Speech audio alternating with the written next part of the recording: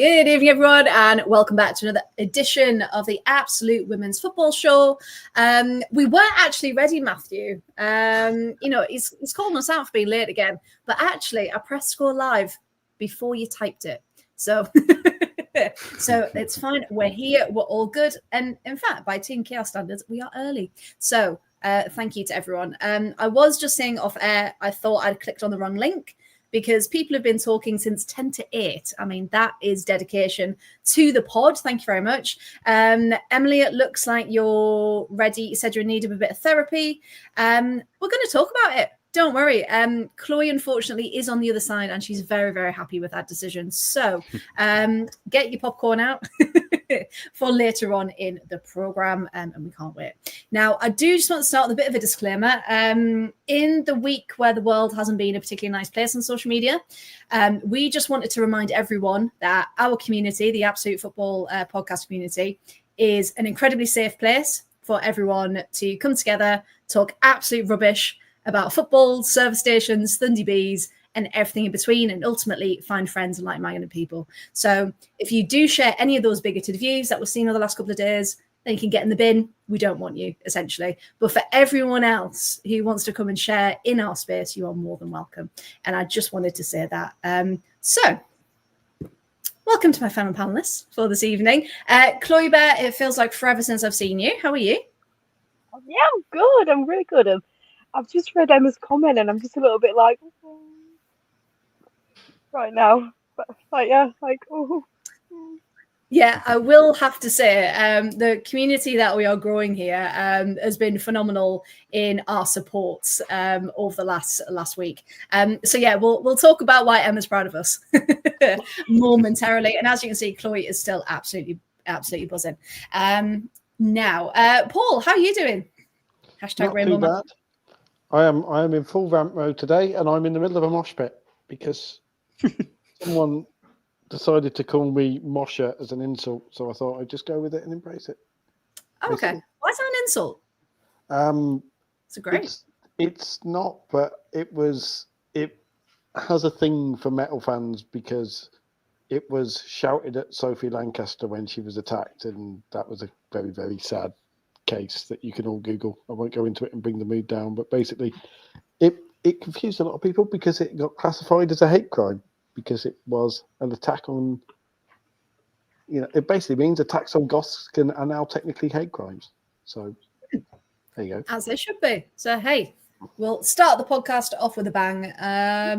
So I just embraced it, and that was that. And of course, with all the fully support you saying with all the bigots and the idiots can all sod off, because Rainbow Mafia.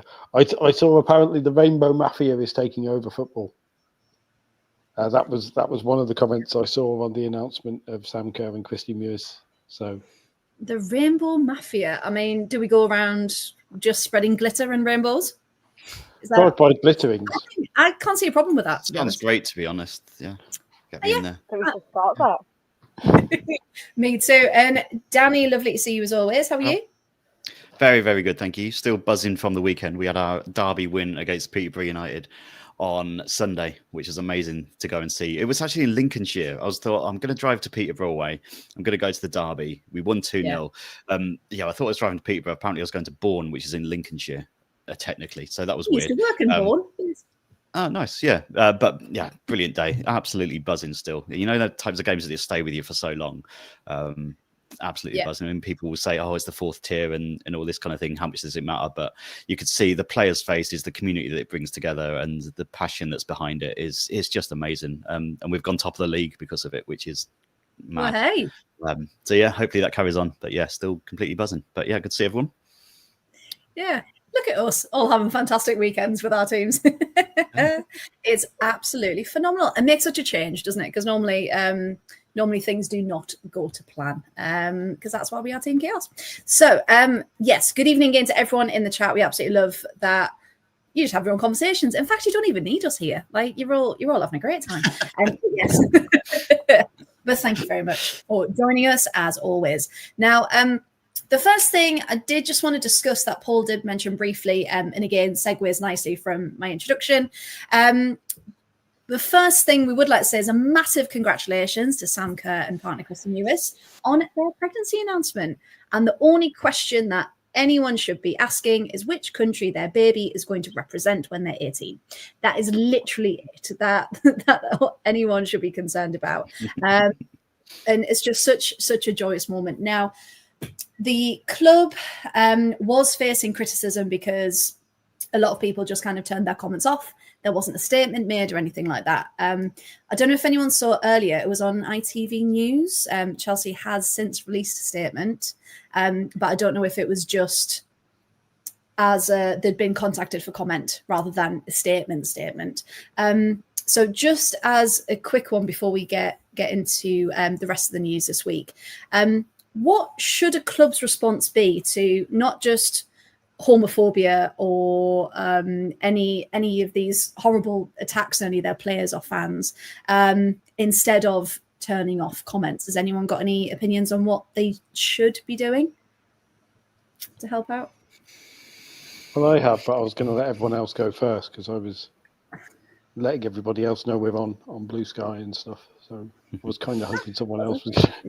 I was doing the socials. I think they need to. I mean, I know they can't do it in these words. Just tell the people to piss off in general. Just who are making those comments in as many words as they can, and just say you're not our fans. You're not supporters of this club. You don't belong here. Just disassociate them firstly.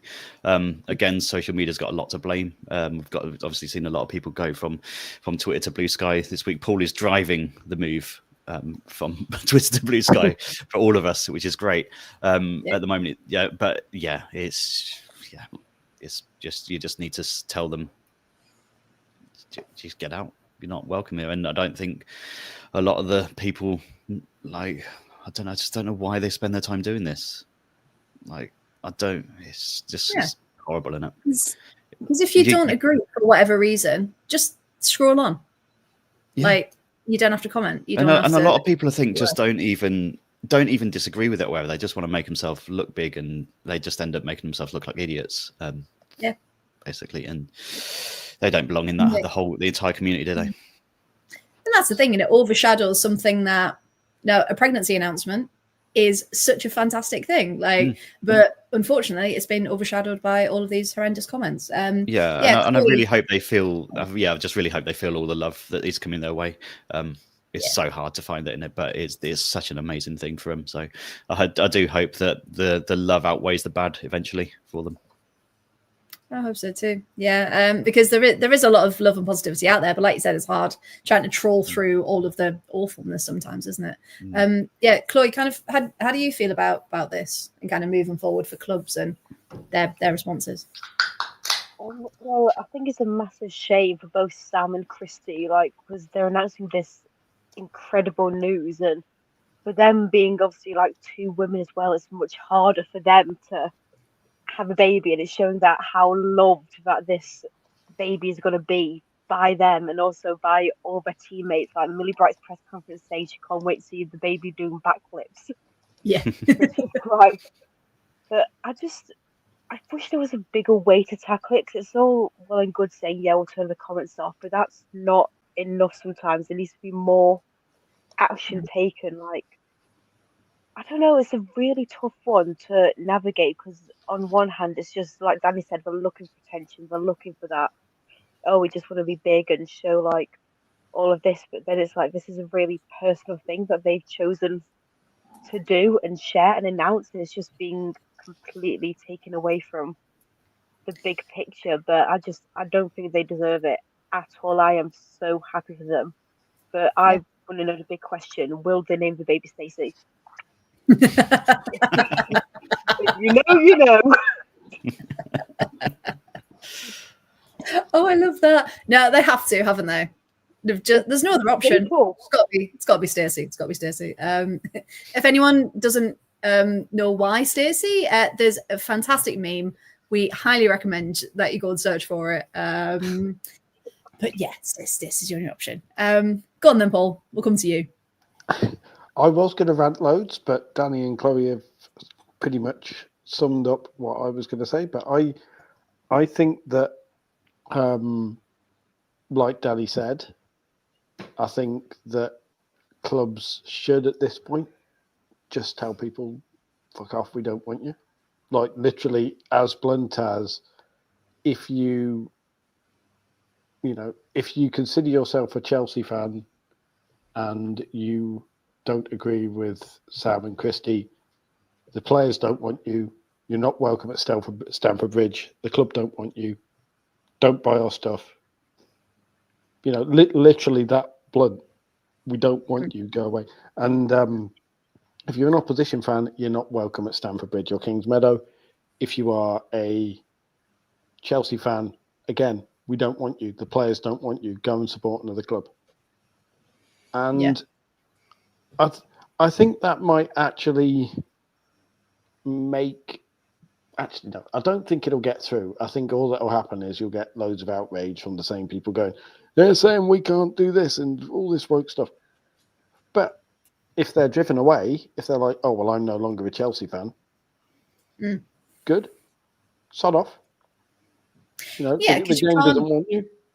Yeah, if you can't claim to support the club and then spout vile hatred to people who are literally part of your club. Like, that's not how this works.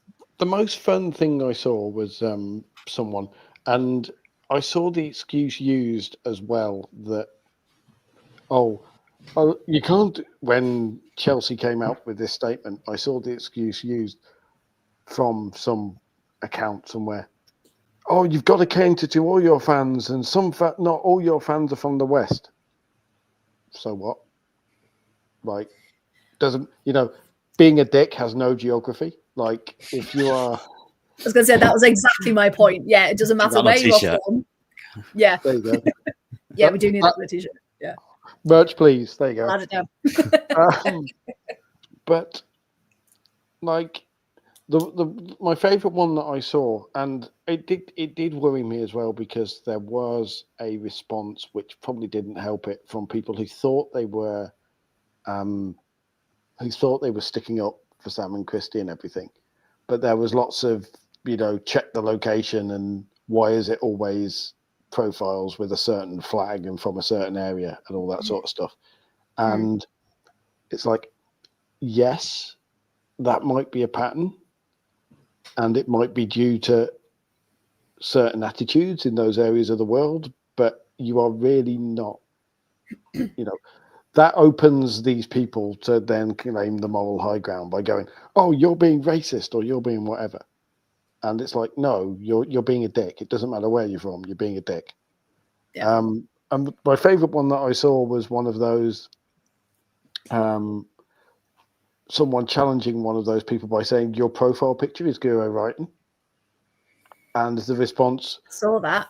The response was...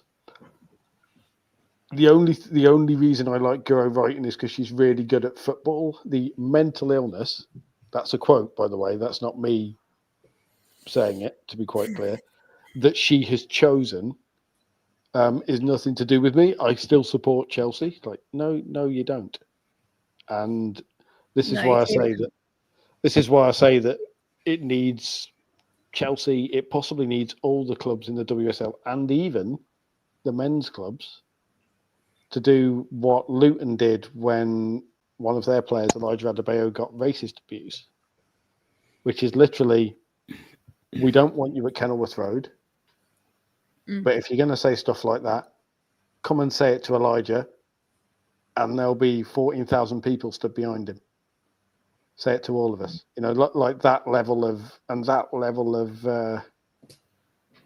of confrontation. And I think that's the only way that you're going to get through to people with attitudes like this. Yeah. And Simon said exactly the same in the chat. Yeah, they wouldn't have the audacity to say it in person. It's just because I can't remember who said it. It might have been Graham. Yeah, it was Graham. Social media has made everyone feel like they need a voice, feel like they need to voice every opinion they have. Sadly, opinions are like arseholes. Yes, absolutely. And I do think the media has a role to play as well, because today is Transgender Day of Remembrance, and obviously we've had Rainbow Laces weekend as well.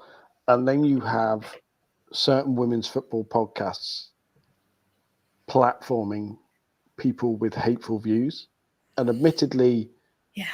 there was an excuse for those who are unaware. This is the Kickback, which is the TalkSport women's football show with Rusha Littlejohn and Shabana Hearn. And basically, they had a woman on who I'm not going to dignify by actually naming, who was one of the leaders of the protest against trans women playing football that happened at the FA and at Wembley this weekend. And they gave, she came out and spouted the most terrific anti-transgender person bile. The day before, obviously, Trans Day of Remembrance, which is the day when everyone remembers transgender people who've died and passed away for various things like hate crimes and stuff like that. Yeah. Which, again, is a horrendously ill-judged thing. But, your women's football podcast, if women's football is supposed to be for all people, why is a women's football podcast allowing those views? Like, why are you... I get the right to reply. I get the idea, but you just don't give people like that oxygen, in my opinion. It was hard because I was watching it earlier. I was like, oh, I'll catch up because I do genuinely enjoy their podcast. And then they were talking about, oh, this is a big thing in women's football. And I was like, all right, what's this? What's it going to be? And then they introduced, I genuinely don't know her name, so I can't say who it is. And suddenly I was thinking, oh, this is taking a turn. Why are we giving this a platform? What is going on? Because people like her think all trans women are literally Bob and Dave from down the pub on a Friday night who've thrown a wig on and went, oh, do you fancy playing football in that team? Like, have you ever met a trans woman? Have you ever met a trans person? Like, that's not there. People aren't transitioning to take spaces off someone else. If you are transitioning, that is the hardest thing for you to be able to do. So to put that extra pressure on taking away something that you enjoy doing, like, who does she think she is? Being able to judge who can join leagues and who can't. And Sophie in the chat, hope would you mind us saying, Sophie's part of a team and part of a league that is very inclusive. There are no issues at all. There are hardly any trans people playing. Like, the statistics are I think there's about 70, maybe.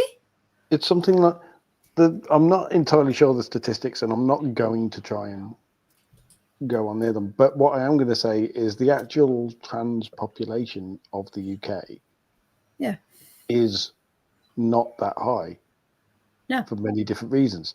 And even less of them want to play football.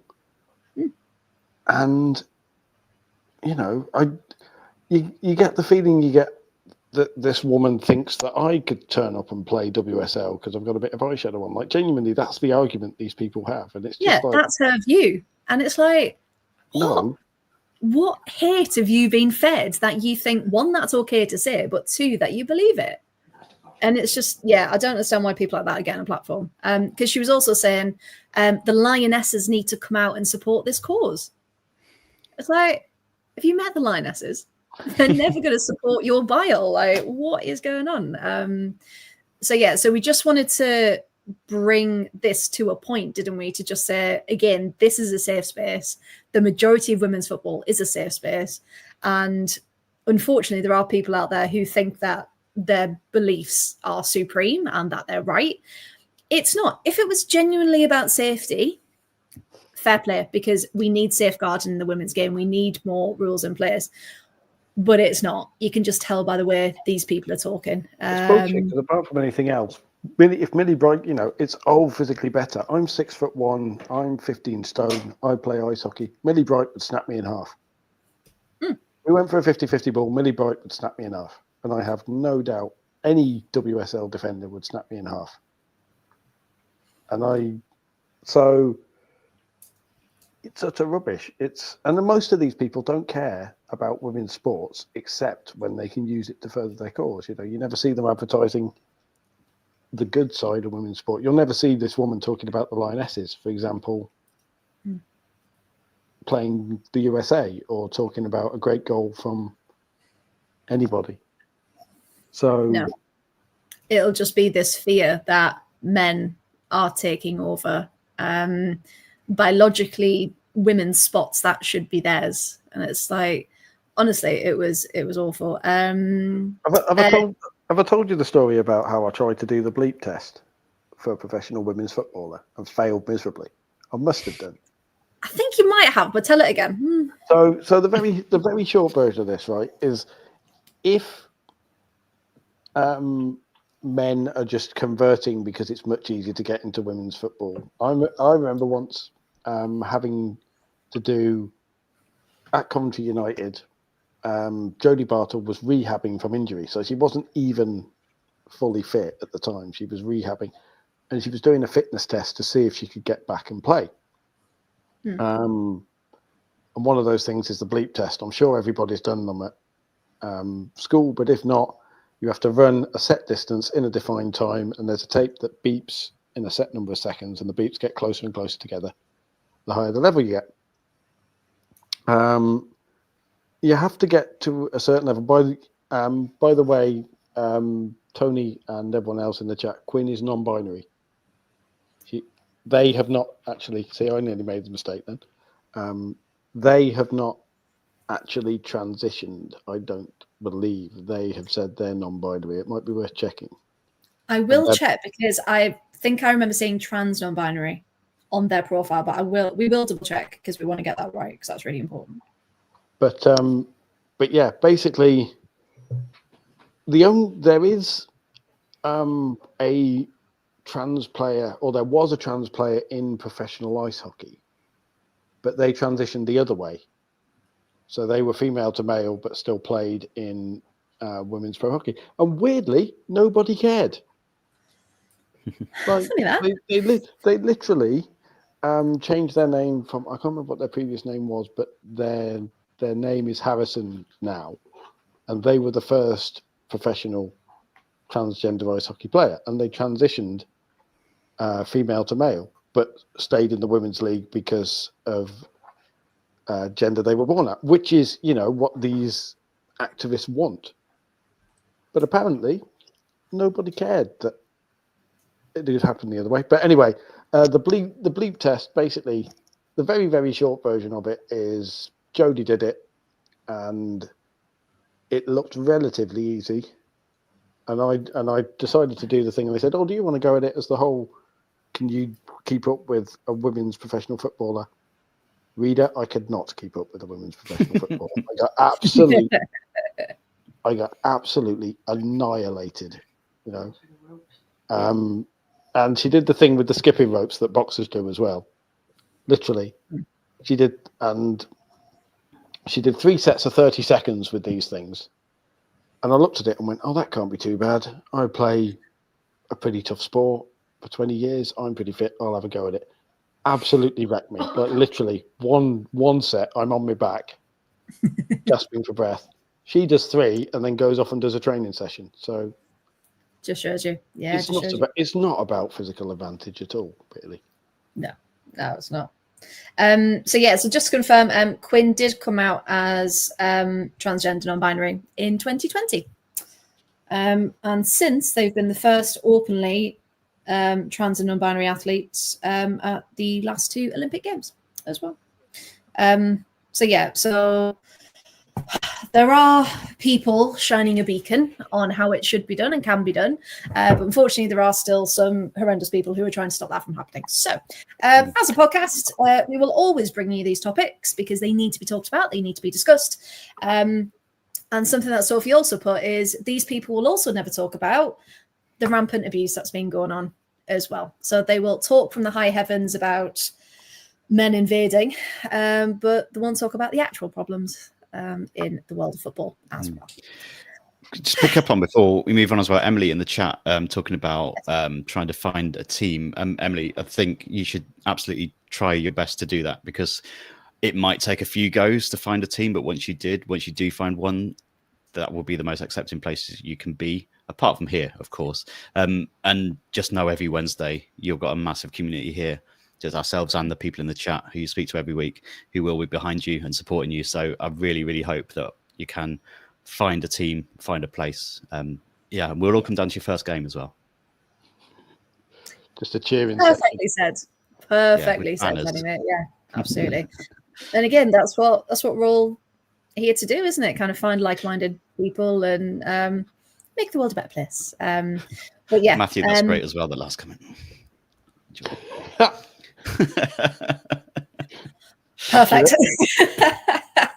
No lies And detected. sums it up so beautifully. Yes. As the kids say, straight facts, no printer.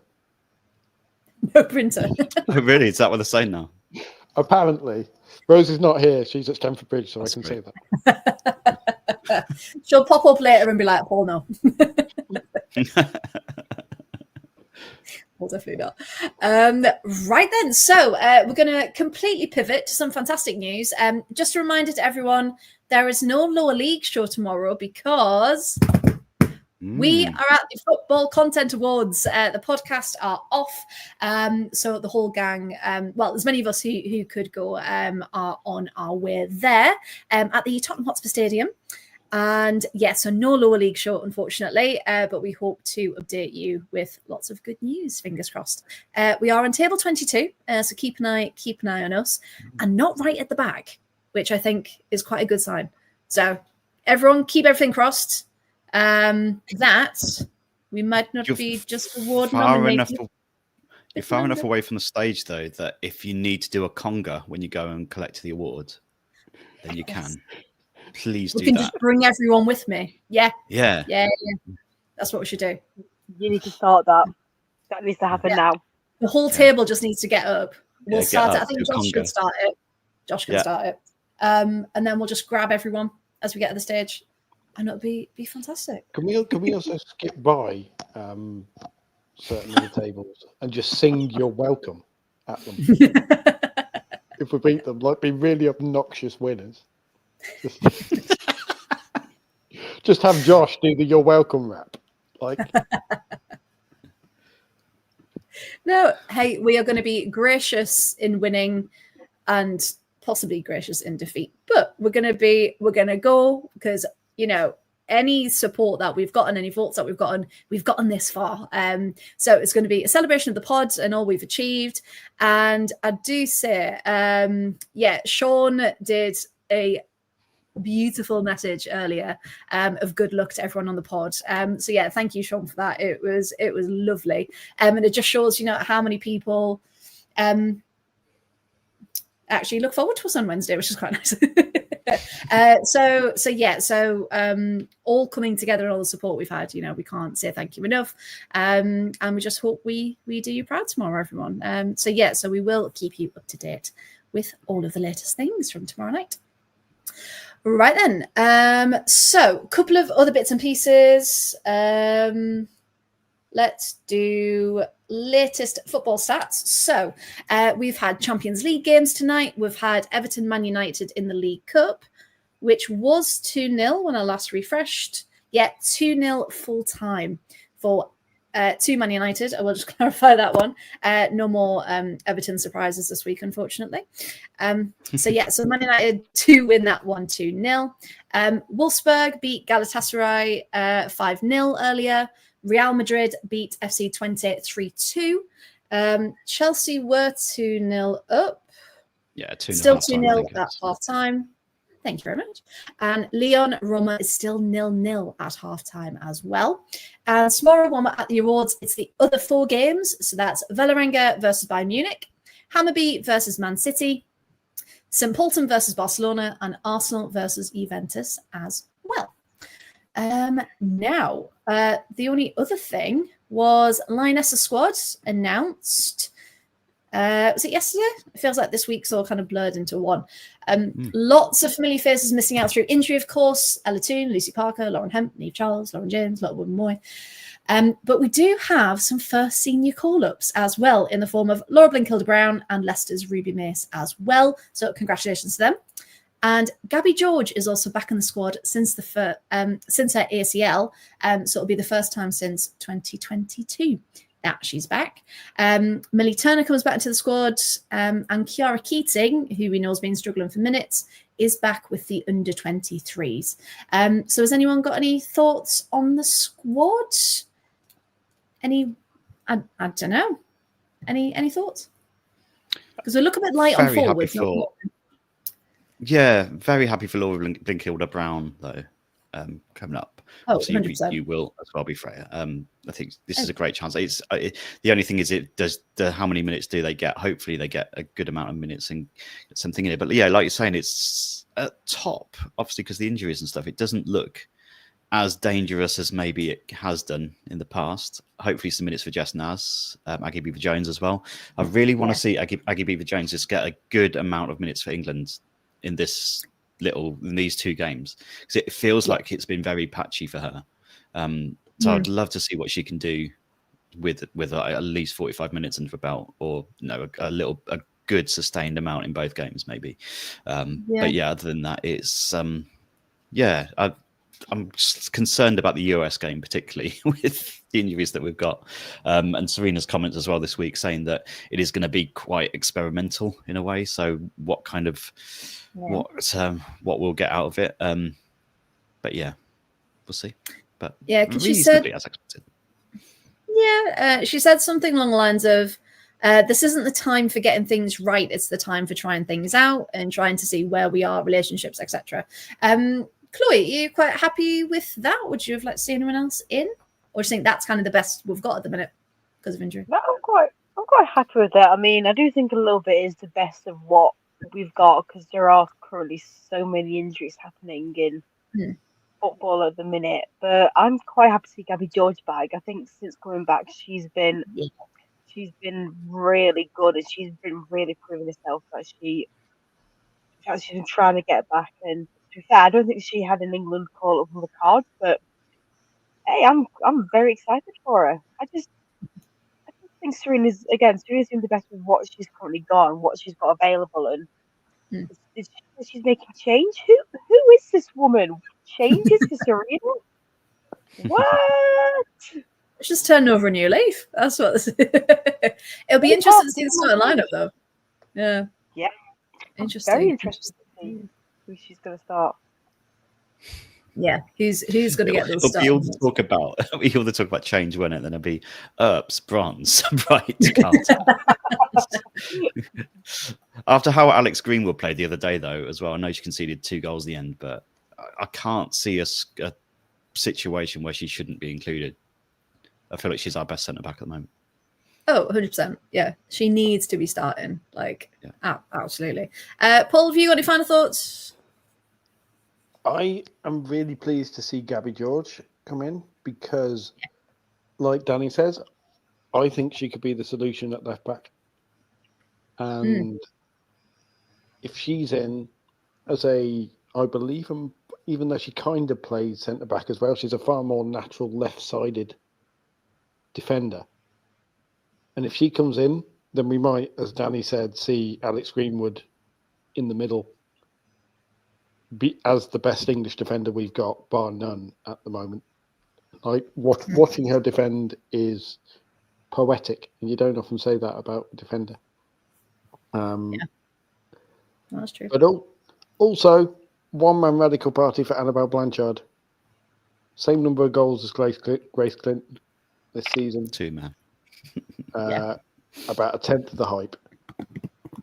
Yeah, she had a knock, didn't she? So I don't know if that's anything to do with why she's not in this. Well, might not be to do with why she's not in the squad, but she has had that little bit of a knock, didn't she? I know she was back at the weekend, but yeah, she needs to be in there.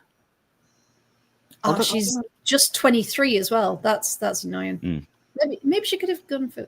I don't know. I don't know when the cutoff is for under 23s and things. People talking about. She had a great game at the weekend, so yeah, she definitely should be over there. Emily says Grace Fisk as well. She keeps making a case. Not sure so much Missy Bocans does. I think she's still more. She's with the under 23s. Yeah, under 23s. So her and I think Greenacres, that's Kate Robinson. Yeah, so they're both there for the under 23, so they're still in the setup, as well as Kiara Keating, as we mentioned. So they're still in and about, but yeah, they're not quite with the seniors yet. I do think if we are experimenting, like Emily says, give Anna Morehouse a game. as the left field call up, because she's played for, is it Orlando this season? Yeah, and done superbly well in the NWSL with the run that Orlando have had. And the stats are really good, aren't they? Yeah. And it might just show that Serena is willing to look outside, the top 5 WSL clubs for players. Yeah. No, 100%. So watch this space. So we've got League Cup action this weekend, and then we go into the international break, which feels ridiculous because it feels like we just had a few games, and then we're back. It's just, all over the place. Do we prefer these kind of shorter breaks, or do we prefer, I don't know, how it was before, because it's changed slightly? Just feels like it's very stop-start at the minute, doesn't it? International breaks can sort off. Who needs them? Yeah, that's it. firstly, there's a reason teams have squads, but also, and I saw Tom Gary say something like, as a result of international breaks and with there being a smaller number of games in the women's game anyway, Sheffield United will now not play a home game until the new year. Yeah. Oh, I saw that. Yeah. Which is ridiculous. It's the 20th of November. I remember when I was covering Coventry United, the gaps in the fixture list were ridiculous sometimes. I'd be like, oh, you've got 3 games in a row and then nothing for a month. But how are teams supposed to keep momentum going when they've got all these international breaks for what are meaningless games, really? Yeah. I know it's England, USA, but nobody cares. USA aren't taking Sophia Smith, for example. They're resting some key players, aren't they? Because people are like, there's no triple espresso against Millie Bright and Lucy Bronze. because Emma Hayes is going, Emma Hayes is going, don't need them. I'll experiment. Yeah, and we know she will as well. Yeah, absolutely. Graham's in there as well.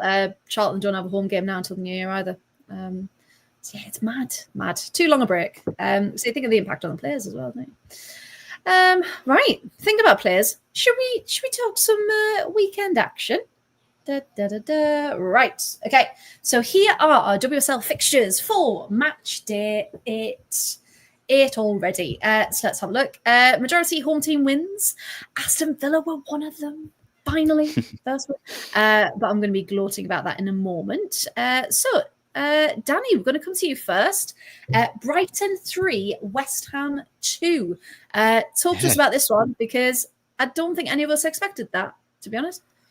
No, especially at half-time when it was 1-0 to Brighton, wasn't it? Rachel McLaughlin got that goal.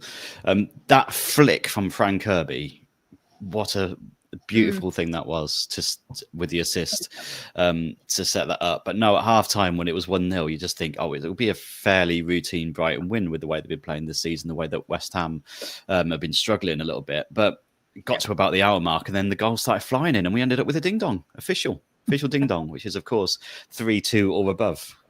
You've got to have goals on both teams. It's got to be 3-2 or above. Then it becomes an official ding-dong, just like the floaty L's and the Thunder Bees ding-dong. That is a prime ding-dong. This is what you look for in the dictionary. If you look up ding-dong in the dictionary, you'll find this. Maybe. Anyway, Kiko Saike with the second for Brighton. McLaughlin set that up. I don't know if you saw this with this goal, the second goal. A seagull seemed to follow the ball in. But the ball went in, and then a seagull just swooped just as the ball was making its path. That's the power of Brighton. They summon the seagulls. They summon the seagull. It's like the dove from above. If anyone's old enough to remember that, you just cool it down. So that was 2-0, and you kind of just think, Brighton are going to ease the victory. And then Katrina Gorry seemed to wake up. She decided she wanted to take control of the game. She hit the bar, and then she scored twice in 5 minutes to get it back to 2-2. 2 really good goals as well from her. Then she went off injured. Had a bit of a collision, I think it was with Saike with that. So she looks like a bit of a shoulder injury for then. So since she went off, the tide started to turn back in Brighton's direction. You just got the sense that West Ham lost a little bit of leadership after that. Gorry seemed to just grab that game and thought, no, we're not losing this one, and go and take it on ourselves to try and bring them back into it. But when she went off, they just lost that little bit of spark, and Brighton slowly come back into it. And Fran just popping up with a beauty of a winner with about 8 minutes left. I saw this goal, and I think the WSL Instagram put it out in slow motion. The goal, the movement, the pass and movement, and the finish, just a lovely, lovely goal. And it, really big win for Brighton, especially in front of their own fans, after getting hammered by Arsenal last weekend. Really important to get back on track and to get back from the 2-2 to then go and win it. Really important for them. Got some stats. Do you want some stats? Ding dong. I'd love some stats. Go for it. Yeah. Lovely. So 12 shots apiece. So really tight as again, shots on target, 7 for Brighton, 5 for West Ham. And 3 block shots for Brighton, 2 for West Ham. But yeah, so really, really tight game. Corners 6-2 in Brighton's favour. So they just about edged it. But on another day, it could easily have gone the other way. But that means Brighton stay in the top 3. So good news for them. It was that kind of blot on their copybook from Arsenal forgotten about straight away, and they're still in the top 3. Arsenal still chasing them down, which feels really, really odd to say. If they can keep holding on, keep getting these results, then good times for them. Good to see. Yeah, and it shows that they're the type of team this season that can grind out that win, can't they? They've got it in them to come back.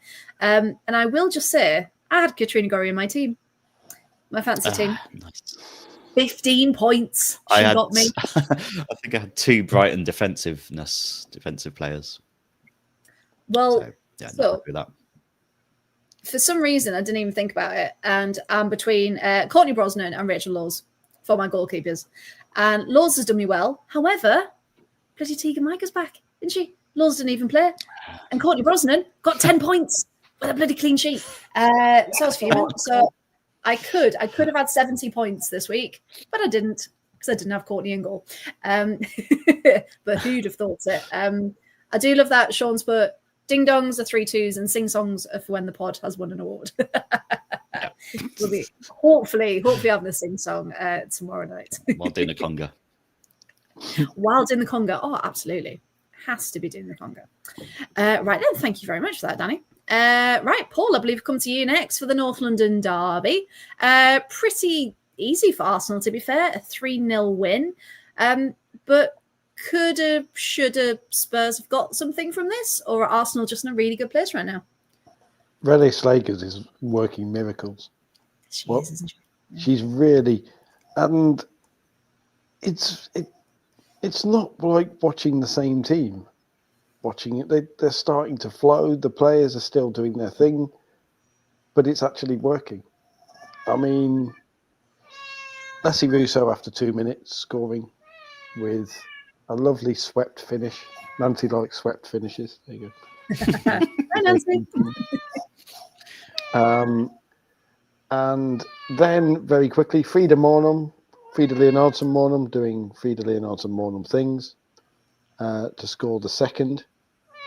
And by then Arsenal were in control. Like Spurs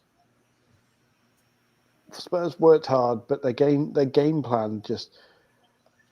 And we love Bobby Vills on the podcast, but he is since we call out a bunch of other managers for doing so. We should probably call out Bobby Vills for being a little bit tactically inflexible and continuing to play out from the back when it clearly wasn't working, because unlike Jonas Eidevall, Renée Slagers had planned for it and had clearly set her team up to deal with that. Mm-hmm. And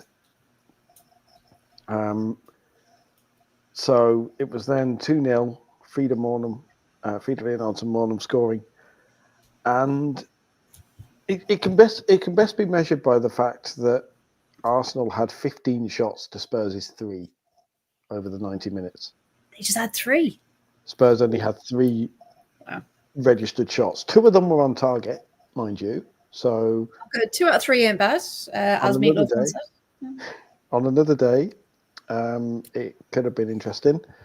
They want goals, they need goals, but there ain't no way they're ever going to get them, because they weren't decent shots. You know, they were on target, but they were the kind of on target where you just look at and go, yeah, that counts as an on target shot, but it's not actually troubled the goalie in any way, shape, or form. Mm. And then Stina Blackstenius came on, and Stina Blackstenius did Emma things, as she does.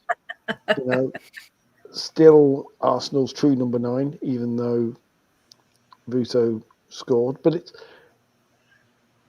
it's interesting. And she wasn't offside. She wasn't. She But wasn't. it's interesting how Renee Slagers has Russo playing as a 9, but actually a number 9 rather than a number 10.5. Kind of like and I don't know whether hopefully this is a trend, because if it is a trend, then it will very much cause me to eat my words on Letty Russo and say, yeah, fair enough, she's found the scoring boots. But I will credit Renee Slagers for that. And it's enough now that it's now being said, should she get the job full time? And it was interesting again seeing journalist Tom Gary wrote a very good article about how Arsenal should be looking to recruit the best person in the world who's available. Well, the trouble is, who is available? Yeah, who's about at the minute? Yeah. I mean, I know your client Phil Neville's available, Danny, but you know he is. I was going to mention him again. He's on the phone right now, so you know, I said I'd put in a good word again. He's there, just off screen, going, "Daddy." Yeah. Phil. Just whispering in my ear. Just whispering. Whispering Phil. Whispering Phil Neville. Go on. That's now his official nickname for the rest of the podcast. Yeah. Whispering Phil Neville in the BSM Cup. Before we get sidetracked, returning to the game. Yeah, it's not like us. I don't think. Well, I'm trying to get stuff through and don't want a 15-minute Kiki diverge again, like it was last week. So Bobby Vills has the kind of shine come off him a bit, or is he just because whatever he's doing at Spurs, it's not working, is it? It's like a bit of a plateau at the minute, isn't it? It's kind of they're talking about building and he's got a plan and kind of going forward, but it feels like they're just kind of stuck. So I don't know if January transfer. I don't know if they need transfers. I just think the spark needs to come back, doesn't it? It's what they're trying to do. But it's interesting. Have Arsenal actually said, like Emma says, that they're not considering Rennie Slagers as a full-time? Don't think I've seen anything like that. She said she doesn't want it.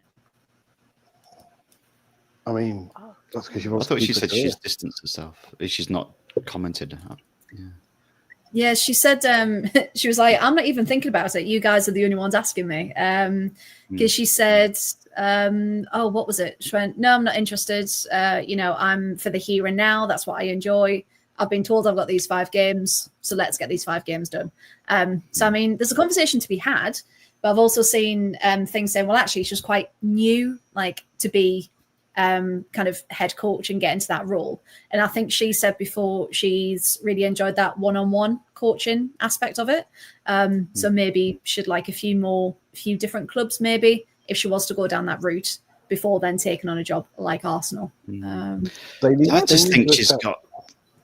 No, go on, Daddy. You go first. No, I just think they've captured something, like you were saying, Paul. They've captured in these last few games something that you don't necessarily get if you can't just solve the problem by just going out there and getting who you think is the best manager in the world or the coach available at the minute. She's captured something that's like the essence of Arsenal, and she's got it back to how I think their supporters will want it to be and how they see themselves as a club. And you look at the body language of some of their players as they come off the pitch to be subbed and things. You look at how they're playing on the pitch with such freedom. That means a lot more than a big name sometimes. And I feel like it'll be a massive mistake if they don't even consider her, because she has brought them back to a really good place. And they might not win the league this season again, but I think they'll be successful because the smiles are back on faces again at Arsenal. And I fear for them if they go and appoint someone else and they try and bring in their own ideas and things, will it be that kind of same environment again? You just look at them and they're so happy playing again at the minute. I mean, they're not going to get Nick Cushing, because Nick Cushing is supposed to be their main target, and he's basically said, not interested. As far as I'm concerned, I'm coming back to New York, and that's my full focus. And you know, who else is out there, really? Like, it'll have to be like another lesser known name if they do. But yeah, give Renee a chance. Like, if they do offer it, give it to the end of the season. Give it Renee till the end of the season. There you go. No, she deserves it. They're doing well. And they're the Arsenal we expect them to be, aren't they? Yeah, no, absolutely. So another 3-0 victory for them. Right then, we'll come on to... Oh, Paul, it's you again. Chelsea 2, Man City 0. Ramirez leaving Alana Kennedy on the floor was quite funny. So yeah, talk to us about this one. Should it have been a higher scoreline? Should City have been able to do better? Was this the real test of who's going to win the WSL? I mean, it was a game that fed everybody.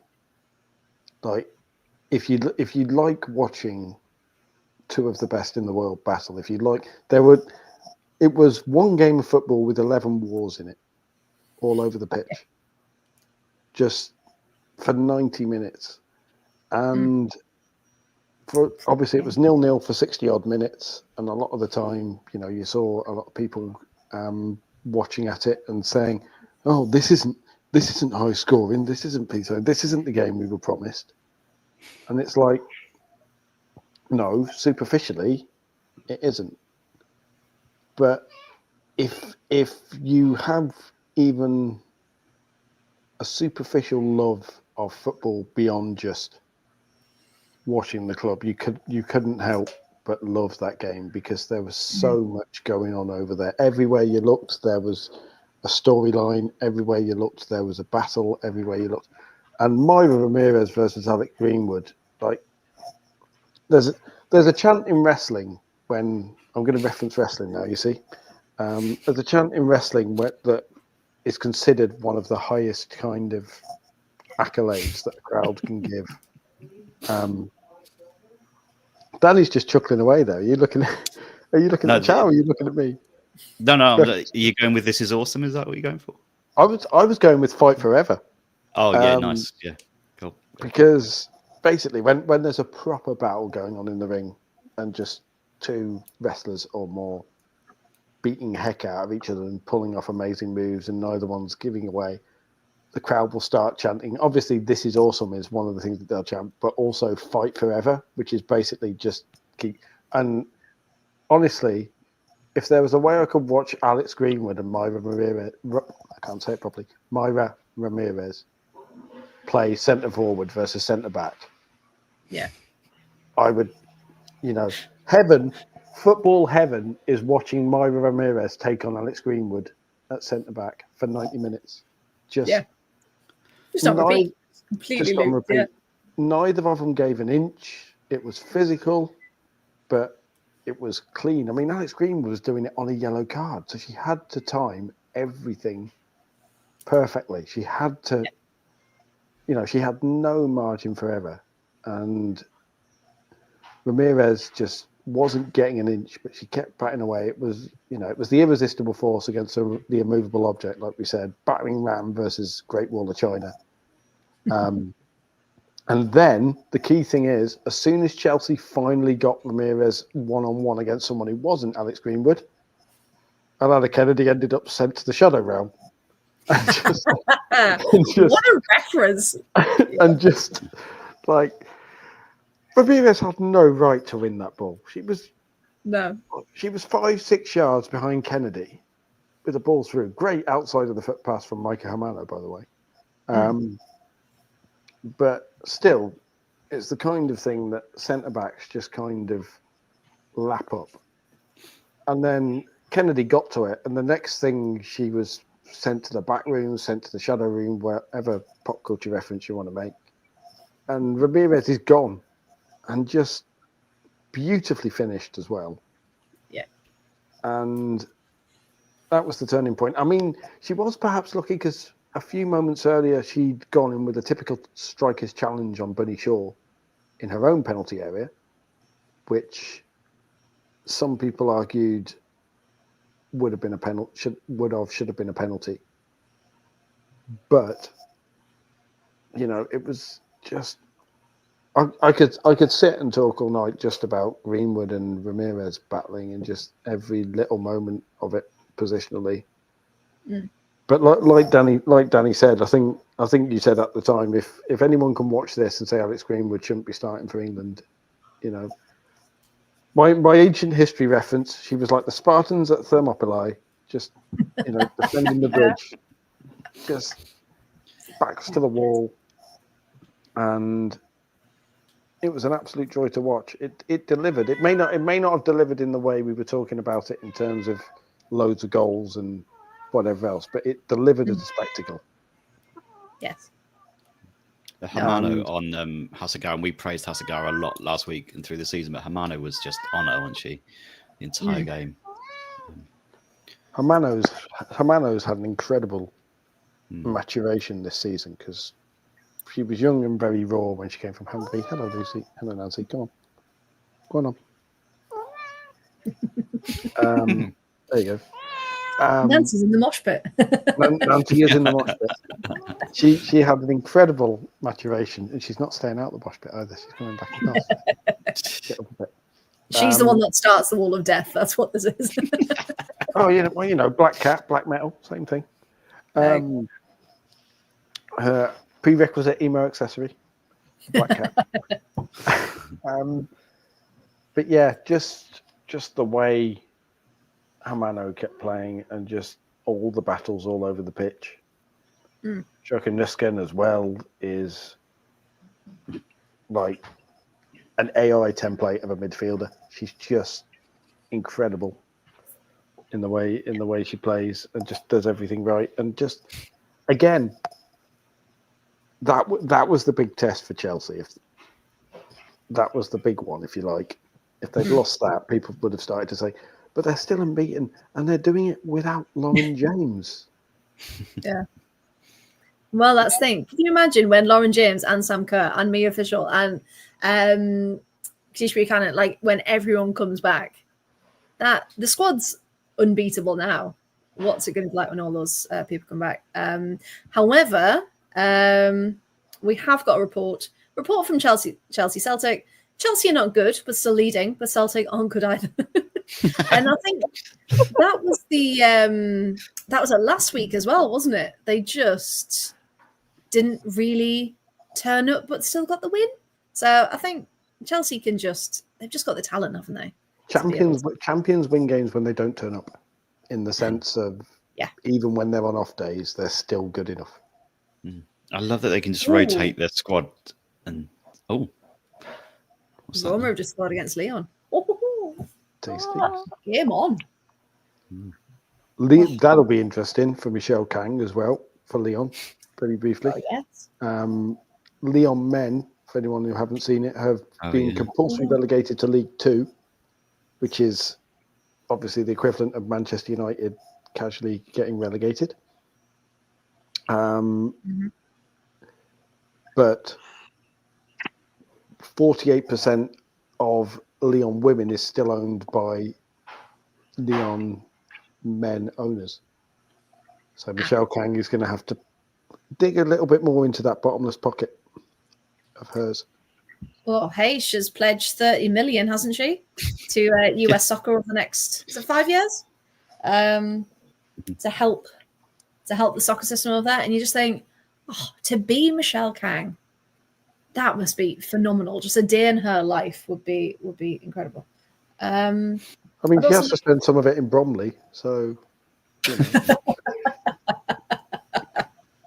Yeah, she hasn't invested 30 million in the Kent area, has she? In the what? In the Kent area.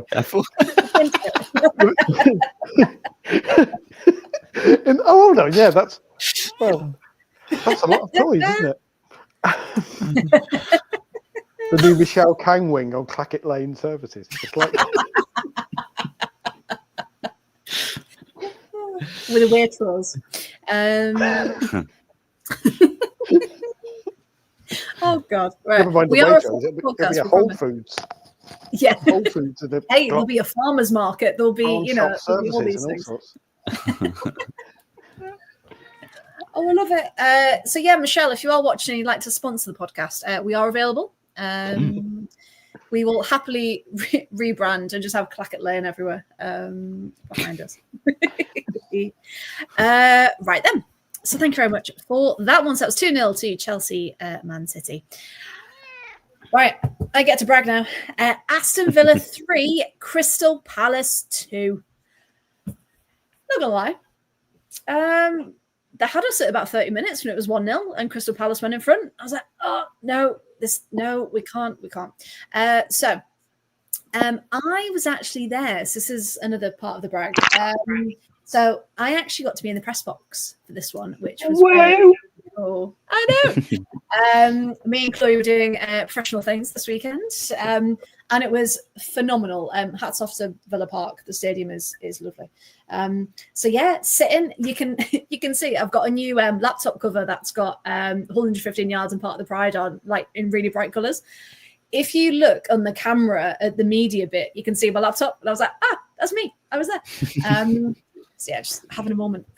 So we kind of went into it thinking, if any game we're going to win, it needs to be this one. Nothing against Crystal Palace whatsoever. We all know what they can do. We all know what they bring. But for Villa, who hadn't won a match, I think if anything was achievable, especially with the next one being against Arsenal away, it had to be Crystal Palace. These are where the points had to come from. So we started lineup, not too bad. Still no Kenzadali, which I don't understand, and still no Dre as well, although that could be down to injury. So we went out, and the first 30 minutes, Villa had possession. They were dominant. They were attacking. We were like, oh, who's this turning up? And then completely against the run of play on the counter, which is what Palace were incredible doing. They went a goal down. Millie Guile converted the deflected shot at the 30-minute mark. And kind of as a collective, we all went, oh, is this how it's going to be tonight? Of all evenings, is this how it's going to be? However, Anna Patton, I don't know if anyone's watched Anna Patton when she plays, but she's meant to be our defence. And the way DePauw would set up, he was playing like a 2 at the back with Dan Turner and Anna Patton, which Palace were exploiting. They were just trying to run past them, which worked quite a lot of the time, to be honest. But Anna Patton goes on these marauding runs, a bit Lucy Bronze-esque, I think. And it's great. And we've all said it needs to pay off at some point. And it did. In the 39th minute, Anna Patton got her goal. We thought Rachel Daly was going to do something with it, but she left it. She left it for Anna Patton to get. So 1-1, and we thought, right, okay, if nothing else, just keep it. Just keep it. Get the point. That'd be fine. However, the roar when that goal went in from the stadium was everyone just being like, right, we can do this. And I got goosebumps, actually. It was phenomenal. There were 7 minutes of extra time in the first half. So they played till 53, 54 minutes. There were a few head injuries. Amy Everett went down. She had to have a head bandaged after a collision with Paola Tomas, who walked away absolutely fine and left poor Amy Everett on the floor. Now, just before halftime, in this extra time, Rachel Daly got her quintessential Rachel Daly goal. A lovely pass came in, laid off. She ran onto it and then ended it in a knee slide, which was just like the coolest moment if you were watching it, to make it 2-1. So we thought, right, again, we're going into halftime with the lead. Don't spoil it, please. Don't do a Villa kind of sit back and let the other team kind of take advantage.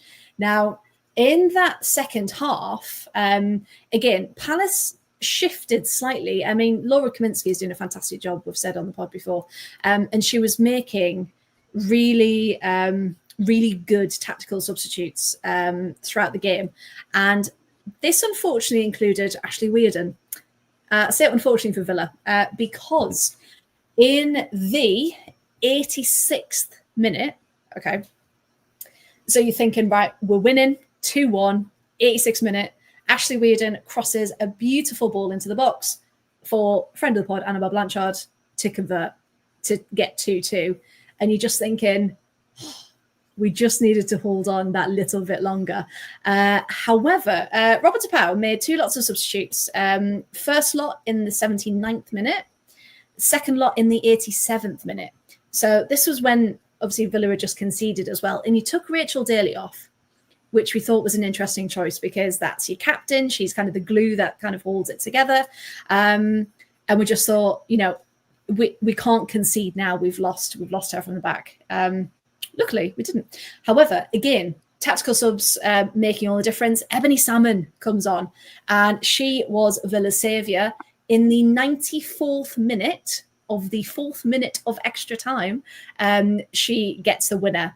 And it was that moment where she scored the winner, players started again. I think Palace went out for a corner, and Sabs just punched it away with the force I've never seen before in a, get out the box, we're not doing this, we're not conceding. And then the whistle went, but no one realised the whistle went. So Rachel Daly starts running on the pitch, and we're like, oh God, she's going to get a card.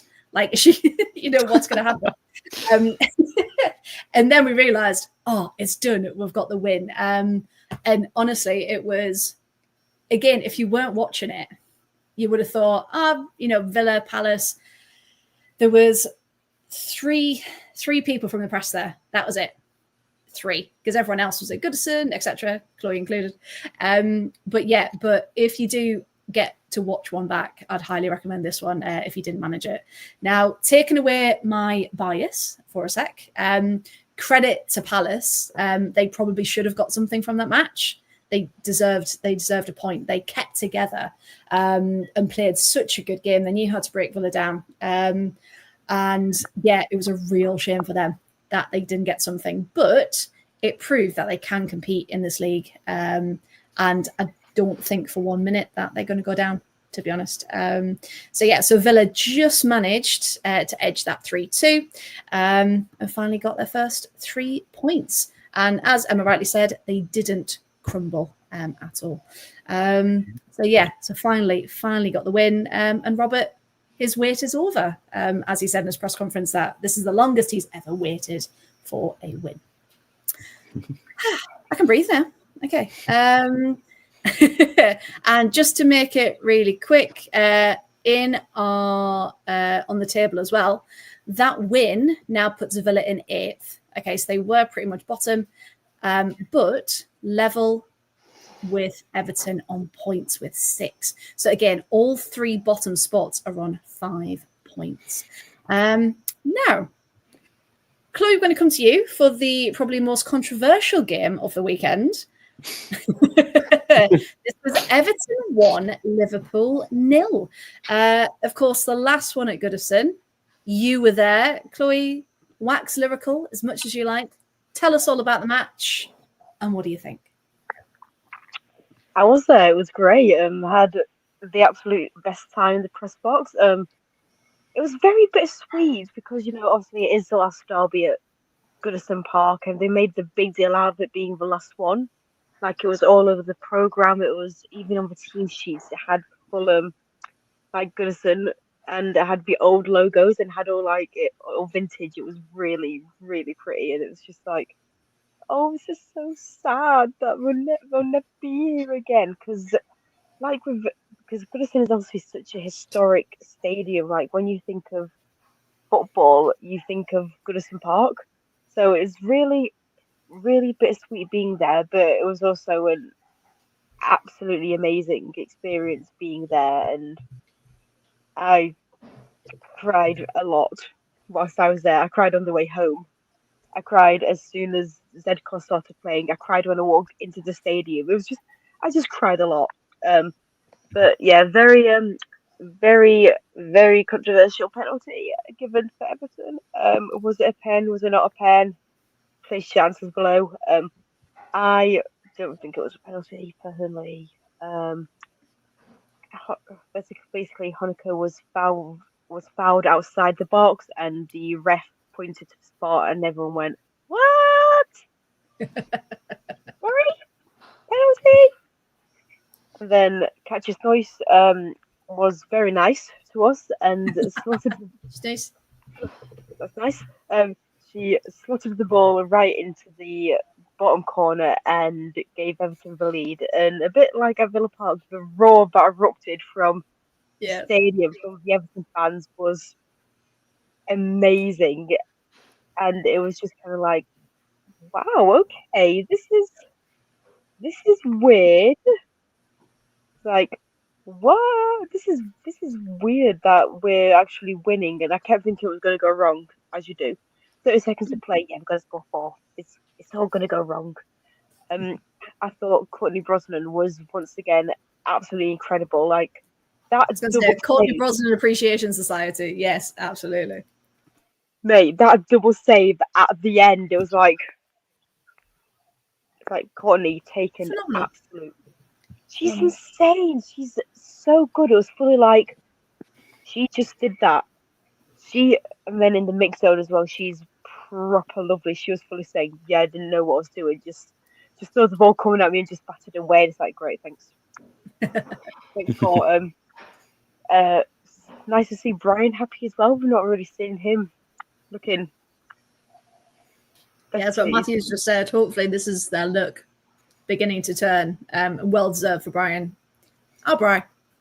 Brian, I love him so much. We willed it into existence last week because that's all I'd do. We did. It was us. We manifested. That's what it was. Yeah. We did. And he was friend of the pod. Really happy. He was so happy, and it's very nice to see him happy and smiling, and yeah. But fun fact, because we all love a little fun fact, it was actually the Merseyside derby last season where Everton picked up the first points of the series. Season? What? Series. Series. So we were watching Real Housewives before this. Very much. Series. Yeah. Oh, I'm God. See, I can't even focus straight. I'm so preoccupied by what happened last week. I'm still in that zone. They picked up their first points of the season against Liverpool at Anfield last season, which blows my mind that they waited until this point again to get the first points. But it wasn't a penalty. But I'm not going to complain because I've got 3 points. Wow! And Everton aren't at the bottom anymore. Way! Everton aren't at the bottom anymore. No, we're. But to be fair, the bottom half of the table is. I'll take it. It's end the season now. Yeah, that's it. The bottom half of the table is so close, though. Like it could literally be anyone's game. It's like the championship. It's great. Here's a fact, though. Goodison Park fact. Where did Everton play before Goodison Park? Played at Anfield. There you go. She knows the stuff. She knows the Good stuff. old Annie. It was also absolutely freezing at Goodison. It's going to be even worse going to Bromley Dock. That's going to be Baltic. If I was called at Goodison, it's going to be freezing at Bromley Moor. Bromley Dock, is that in Kent? Bromley Dock. It's Bramley Dock. First one, she's still emotional. That's what it is. You're still emotional. I know. I can't speak. I'm generally just lost for It words. was so nice. I was basically living vicariously through you, Chloe, at the weekend. It was so amazing to see all your messages coming through and stuff, and how excited you were. For those who don't know, the best bit in the group chat where Chloe gets in there and goes, she's sitting in the press box and goes, "Well, I'm here." Starts crying just as the Everton or one of the Everton anthems start playing. While sat in the press box in an empty Goodison. And then on the way out, she starts crying again with Z cars playing in the background. And it's like, that's a proper... Even your mum posting my daughter's in the press box at the best place in the world. She did. My mum commented saying that the greatest press box in the world. And I'm like, oh, thanks, Linz, thanks for the support. It was just great. It's like reporting at Goodison Park has been my dream for literally like as long as I can remember. Like I missed the game last year because I was doing something else. But it's literally going to Goodison and being in the press box has been my dream for as long as I can remember. And being able to like fulfill that dream, not only just that dream in general, like, but during a Merseyside derby, it The was just Everton won. genuine. That Where Everton Everton won, yeah. won. It was just genuinely one of like the best moments of not only my life but like my career as well. And then just like I got lost going to the press conference. I'm gonna admit that now. Sorry, Dan. I got lost going to the press conference and ended up walking like almost through the tunnel with the players into the mix zone, and that somehow ended up better because I got like the one-on-ones with like Courtney and Brian, but even that just made it, and I wasn't supposed to, so sorry, Goodison Park, but I kept my little. I'm stealing things now, apparently. If I were you, Chloe, I'd have accidentally gone the other way. I'd have just gone through the tunnel. I'd have like, I'm in the tunnel. I'm never going to get this chance again, right? I'm going that way.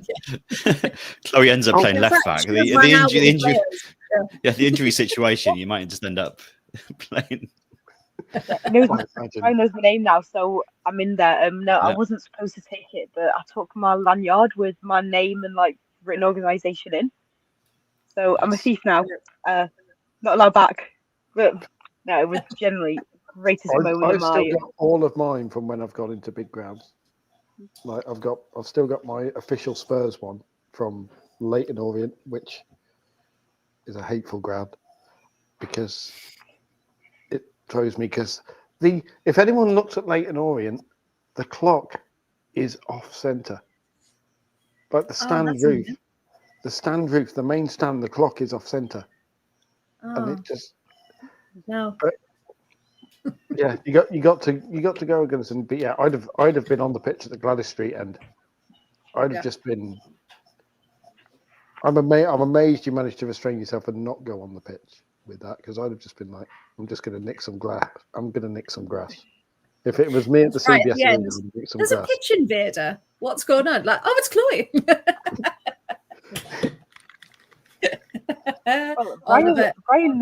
Brian knows me now. Like, oh, thanks, Emma. He knows my name now, so if he needs someone to fill in, then I'm here. Like, hi. Yeah. And we know Brian's a friend of the podcast. He knows where to find you. So well, we've had Rosie signed for Chelsea. Why can't we have Chloe? Why can't we have Chloe signed for Everton? Job done. Yeah. We can absolutely do that. I also love thank you to Chris. Where's it gone? Leon are now 4-1 up after going 1-0 down. That's a bit of a revenge tour. So Diani scored 77th and 79th. Le Sommer scored in the 89th minute, and then Wendy Renard has scored in the 90+2 minute. So yeah, that one's nearly done, but looks like Leon have come back with a bang for that one. Perfect. Right, we've got one more WSL game left, and Danny gonna wrap us up. So Leicester 0, Man United 2. Should we be a bit worried about Leicester? Yes, we should. I think I'll come on to that in a minute. But first, Skinner lives. That's what we all expected. Just like we said last week, he always seems to get a result when he most needs it, doesn't he? He pulls a result out of the bag. Managerial cockroach. Not literally a cockroach. That's not a comment on him as a person. That's a comment on his survival skills. Yeah, without the roach. I've dug ourselves out the hole. And then Danny just goes, here we go. But yeah, I think Leicester had been fairly tight this season. I think it took United a little bit of time to get going, to get into some sort of groove. And Leicester missed a massive chance fairly early on. Hannah Kane missed a great chance from a few yards out. I think if they score that, then it really puts the cat amongst the pigeons a little bit. But that's Leicester's problem that we'll come on to a little bit later, maybe. But United went in front. First half stoppage time. There's a few Leicester fans complaining that too much time was played, I think, at the end of the first half. But Elizabeth Turland heading in after the kind of, I know it's the minimum time, isn't it? But there's a few Leicester fans that were a bit upset that it got to play as long as it did. But Turland headed in then, and then after that was just an uphill battle for Leicester because they can't seem to score goals. They can't seem to find a way. I think they've only scored twice this season, and as soon as they go a goal down, that's that mental block, isn't it, to try and get back into a game. And it was a mistake for the second goal. CJ Bott gifted the ball to Bizet, and she scored for 2-0. I don't know about anyone else, and there might not be anyone old enough in the chat or here that understand, but whenever I see CJ Bott, I automatically think CK Watt from Fawlty Towers. So if there's anyone in the chat that hears that every time they hear CJ Bott, that's the first thing I hear when I hear that name. There was a bit of controversy about a free kick as well. I don't know if you saw this Man United players waving in front of the keeper. Yeah, this was like, we used to do that in netball in primary school to kind of like get the ball out the way and kind of stand over someone. Never seen it in football though. So yeah, Danny, tell us of why everyone's talking about it. Yeah, I mean, it's not really in the spirit of the game, is it? In netball, it's part of the game, isn't it? It's not, you can do that. But Mark Skinner was saying it's in the rules. I don't think it is it? To start waving your hand in front of your goalkeeper? No, it's a bit bizarre. Because he said it came from one of the assistant coaches, didn't he? So he said it was a coach's idea. Like he came up, one of the coaches came up with it in training or something. So he thought we'd go with it, but it just doesn't sit very, very well, does it? Really, to be doing that, and I don't think you need to be doing that either. But yeah, that was it. Basically, fairly run-of-the-mill win for Man United. I don't think they were still massively convincing by it, but Leicester just in a place where they haven't got anybody really that's going to score the goals. They've got Lena Petterman out injured. She's been out since the summer. Rantala's out, isn't she? She usually creates a whole lot, and we praised her quite a lot last season, didn't we? For the moments that she can create, and she can just pick up the ball and create something out of nowhere or smash one in the top corner. Noemi Mouchon's out for the season with ACL, so massive things for them to address in the transfer window. And you look at the teams around them in that relegation battle, like we just mentioned. Palace, they've got Elise Hughes coming back from long-term injury. I think she's back on the grass now, so she's coming back soon. She'll give them an extra dimension up front. They've already got the likes of Annabelle Blanchard, Katie Stengel up there who score goals and create things for them. Look at West Ham with Iweki, with Katrina Gorry now popping up with goals. Look at Villa with Rach Daly, Gabby Nunes, Ebony Salmon. You look at them teams and you think they've all got something where they can score goals and get themselves out of holes. Yeah. Whereas Leicester, you look at it now and you think they've got to address it really, really quickly. They've got to bring someone in to be that number 9 and to be that goal scorer for them. Otherwise, I think they're in big trouble. And I didn't expect to say that at the start of the season, but these injuries have hit them really badly and they can't seem to even create moments. And Nick goals, as I say, 2 goals all season. That's not good at all. And they're right in the mix of it. No. If they can't find the goals where everyone else are, then they're in massive trouble. Yeah, no, 100%. And Paul completely agreed to the extent that he's gone. So, cool. Bye, Paul. It's Skinner. It's the mention of Skinner. Just did it. Scares him off. We said it 3 times. He's Skinner's come from. But yeah, exactly what Matthew said in the chat as well. They had a great chance to go 1-0 up, but Hannah Kane, that's what you talk about, weren't you, Danny? And yeah, they can't seem to score at the minute. And again, with Everton, with Villa, we're very aware how injuries can just completely deplete, everything. And you're kind of clutching at straws. And like we said, you're trying to make it work with 50p in a Mars bar. And it's just, it's hard. So yeah, that transfer window, I think, is going to be kind of make or break for Leicester, isn't it? And speaking of Skinner, he's back. Hello. Did you just call me Mark Skinner? I thought you meant Skinner was on there. Speaking of Skinner, here he is. Nancy decided to tread on the screen and log me out of StreamYard. So she clearly didn't want me to hear any more about Mark Skinner this time. She's like, no, that's enough for the evening. That's it. Right then. So if we just have a final look at this table, Chelsea, of course, still in the lead with a game in hand, which will be played this weekend, I believe, Chelsea Man United, which, again, I'm interested to see what Mark Skinner says at the end of it, depending on what happens. But yeah, it's going to be, I don't know, do we think it's going to be as much of a walkover as we believe for a Chelsea domination? Yes. Do you think it's going to happen? Yeah. Everyone's funny, Skinner comes out with it. Like when he draws 3 in a row, it's like, oh, we're still learning, we're still a new team, it's the same but different, all this kind of nonsense. As soon as he wins a game, it's like, oh yeah, that's what we want to see. That's exactly how we want to play. Exactly nothing about us a new team. Yeah, it's all good. It's all good. Let's see how he reacts after a 6-0 hammering by Chelsea at the weekend. I mean, the thing that concerns me about him is the stuff he said about Irene Guerrero. Yes, yeah. Yeah, let's touch on that. Which is basically Irene Guerrero came out. Was it last week, or was it late last week? Because we didn't talk about it last week, did we? No, it was late last week. It was only this week, maybe. She basically came out with an interview which was incredibly scathing of Man United, and said that it affected her mental health. She felt like she had no support whatsoever. She used to cry in the toilets at training and felt like she couldn't talk to anybody. Horrific kind of mental health story with uncomfortable echoes of another tragedy in British football with Maddie Cusack and some of the things we've heard her parents say about that. And then Mark Skinner basically went, oh, well, we said she feels like that, but we think we're doing a good job. And it's like, Mark, this isn't just you're a crap manager. This is you're a crap human being. Like, if you're coming out like this, and it's a pattern with players now, isn't it? Like, the number of players who have left Manchester United and had oblique or not so oblique references to feeling glad to have left because they feel better as people.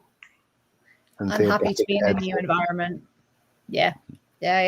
And a lot of people are saying, oh, well, where are these statements? Where are they saying about Skinner? And it's like, they don't have to mention Skinner's name. They just have to talk about the new environment. Because I know when Dree signed for Villa, she was very much, this is a place where I feel valued. This is a place where I feel like I can grow and like all of these things. And it's like, well, that's what they're saying, that they didn't have that chance at their previous club. So yeah. And it's a pattern because when he was sacked from Orlando, people went back and dug out interviews when he was sacked from Orlando, and Sidney Leroux, I think it was, saying, oh yeah, there's a better atmosphere around the place and we're positive and we're this, that and the other. And it's like, yeah, this is a pattern. This is a pattern where, it's a 5-alarm fire of alarms now. More red flags than the Chinese Army March. It's like,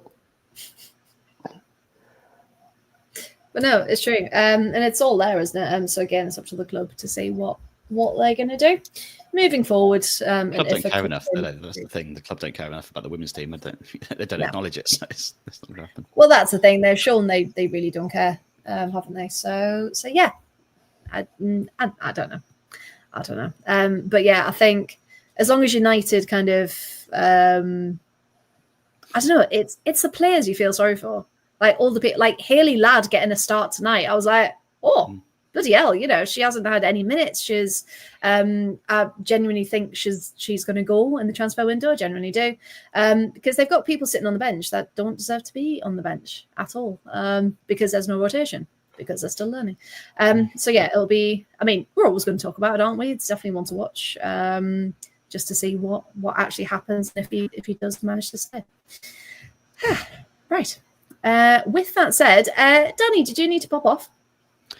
No, I can probably give you Portsmouth Blackburn and then I'll pop off if you want.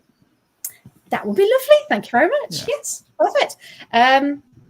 So for this one, so it was a Blackburn game, wasn't it? So it was Blackburn 1, Blackburn 2. Oh, hang on. last week. Sam. I was say I'm panicking then. I was like, am I doing the wrong game? Like, hang on a minute. It was Blackburn 2, Portsmouth 0. It was Blackburn 2, Portsmouth 0. Yes, it was, Danny. Yep. Now, yes, talk us through this one, because again, Portsmouth just not finding anything really. No, I feel really bad for them, because this was one of the chances they had.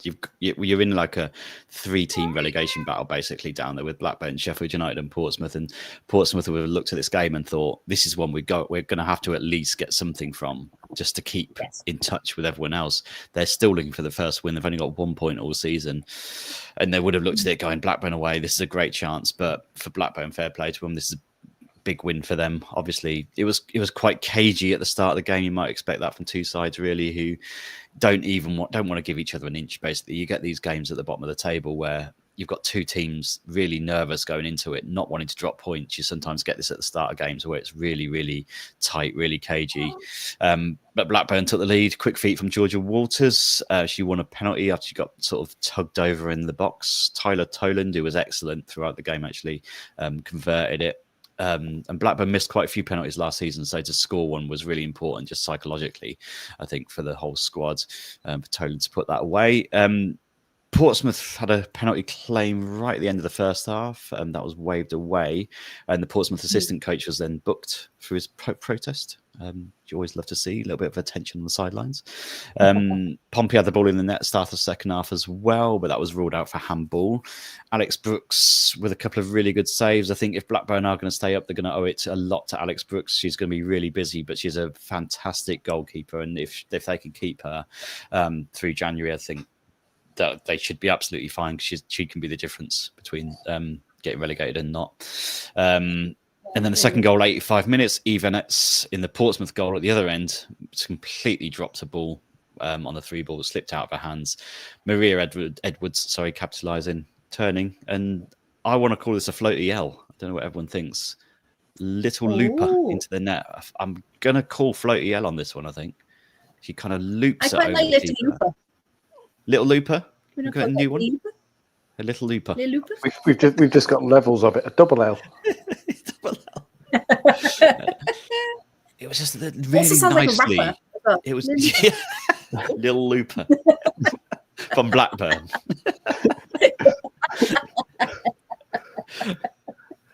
Don't mess with me. I pie and peas. I don't know. Just sounds like proper fresh as a week DJ, doesn't it? Yeah. Little Looper.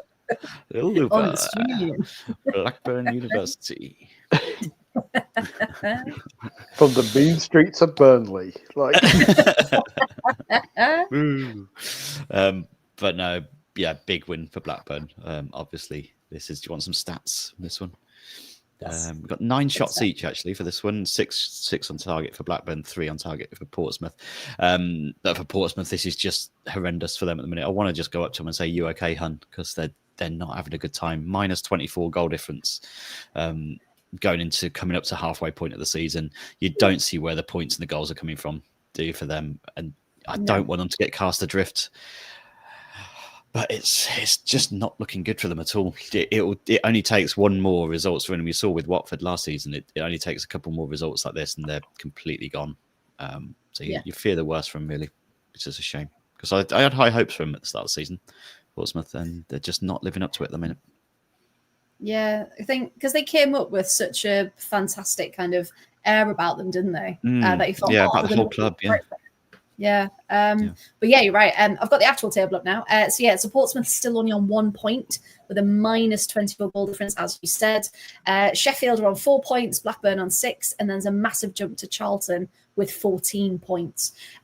So if anything, if Portsmouth don't get anything, Blackburn and Sheffield have just got to try and get their points where they can. But even the gap between 9th and 8th, unless something goes horribly wrong, I don't see that closing. They've got Sunderland away up next as well, which is not an easy game at all, which is, I think, is part of the problem as well, because you've got 8 teams in there that are really, really strong. We love the Championship. And like this season, I think last season it was 6, wasn't it, when we first started doing the podcast around about the halfway point. Now we've got 8 teams that are really good, And so the bottom three are just going to be struggling week in, week out to pick up points. But that's a really difficult game for them up next. And see how they go. Yeah, no, absolutely. And I'll just share that table just so everyone can see. Can we all see that table? There we go. Yep. There we go. Yeah. So again, from 1st to 8th, there's only 5 points between 1st and 8th, which is mad. And then, of course, drops down to 6th. So it's just phenomenal. It's I love it, and this is why we talk about the championship, and this is why everyone should be watching it, because it's so bloody good. Best league in the world. Best league in the world. Yes, absolutely. Right, but yeah, thank you for that, Danny. No worries. I'm going to shoot off now. That's all right. Yeah, good to see you all. So we can't stay longer. That's okay. You can do the old Irish goodbye. Just wander off. Yeah, good to see you all. See you soon. Adieu. Thanks, Danny. Bye-bye. Bye. I've just realised I said bye-bye like I say to my dog when I'm leaving. Okay. Bye-bye. I've just saluted 3 times in a row. Like, I was kind of... Is he a magpie? My favourite ever ice hockey player celebrates goals like that, so that's my ice hockey goal celebration. Oh, brilliant. You just stop and... If I was ever a footballer, that would be my football goal celebration as well. In front of whatever the hell we haven't even got named stands at the CBS, so I can't even say in front of the home end at the CBS Arena. You should just do it for like all the little wins in life as well. Like when you get something in the bin the first time, you should be like, yeah. Oh, that works. I'm just going to start saluting around the house. Yeah. For me, it's like if I put my shoes on the right feet, just. Yes, did it again. Oh, fantastic. Right then, let's talk a bit more about the championship, shall we? So the next one I'll talk about, Newcastle 1, Southampton 1. Now, I genuinely thought Southampton were going to take the points on this one, and annoyingly, Newcastle got one back. However, I don't know if anyone saw it, but can we talk about Freya Gregory, please? And how a bit of a cheek it was, how she got Southampton's first goal. For anyone that didn't see it, Claudia Morn, ex-Sunderland goalie, is now at Newcastle. And she was just holding on the ball for far too long. It was at her feet. She goes to try and attempt to do something. Freya Gregory's had enough. She runs, nicks the ball off Claudia Morn, and straight into the open goal. And it was phenomenal. And this is why I would have liked to see Freya Gregory in the under-23s, but she hasn't been called up. So I think that's a travesty. And we should all revolt and rebel against that one, because she does deserve it. She's been playing very well. So yeah, she's robbed the ball off Claudia Morn, scores, and that was the start of the chaos, which we absolutely love. And that was in the 7th minute as well. So you can imagine what was going to be going on for the rest of the match. Stats were incredibly tight. It was end to end. Southampton did dominate. They probably had the better game out of the two, but it could have swung either way. Beth Lumsden had a few opportunities, but the equaliser, right? I thought Villa were leaving it late. The equaliser from Newcastle came in the 90 plus 9th minute. The 99th minute, just as Chris has put in the chat there. And it was, I don't want to say it was the most comical goal I've ever seen, but it was absolutely mad. It was pure chaos. So the ball was in the box. I think it came in from a corner, if I remember rightly.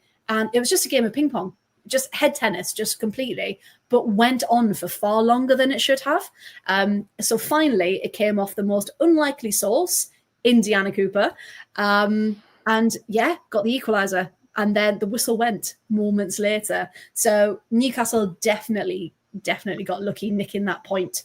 But it does now mean that both teams are on 15 points, with Southampton just sitting above them in 6th because of their slightly better goal difference. And I think their slightly better goal difference is about 2. Okay. So again, there's nothing in that at all. But if Southampton had got... Again, getting my table back up. If Southampton had got the win, I believe they might have been up in 4th, if I've done my maths right. So yeah, it just shows you just every single point counts in this league. But yeah, 99th minute, couldn't believe it at all.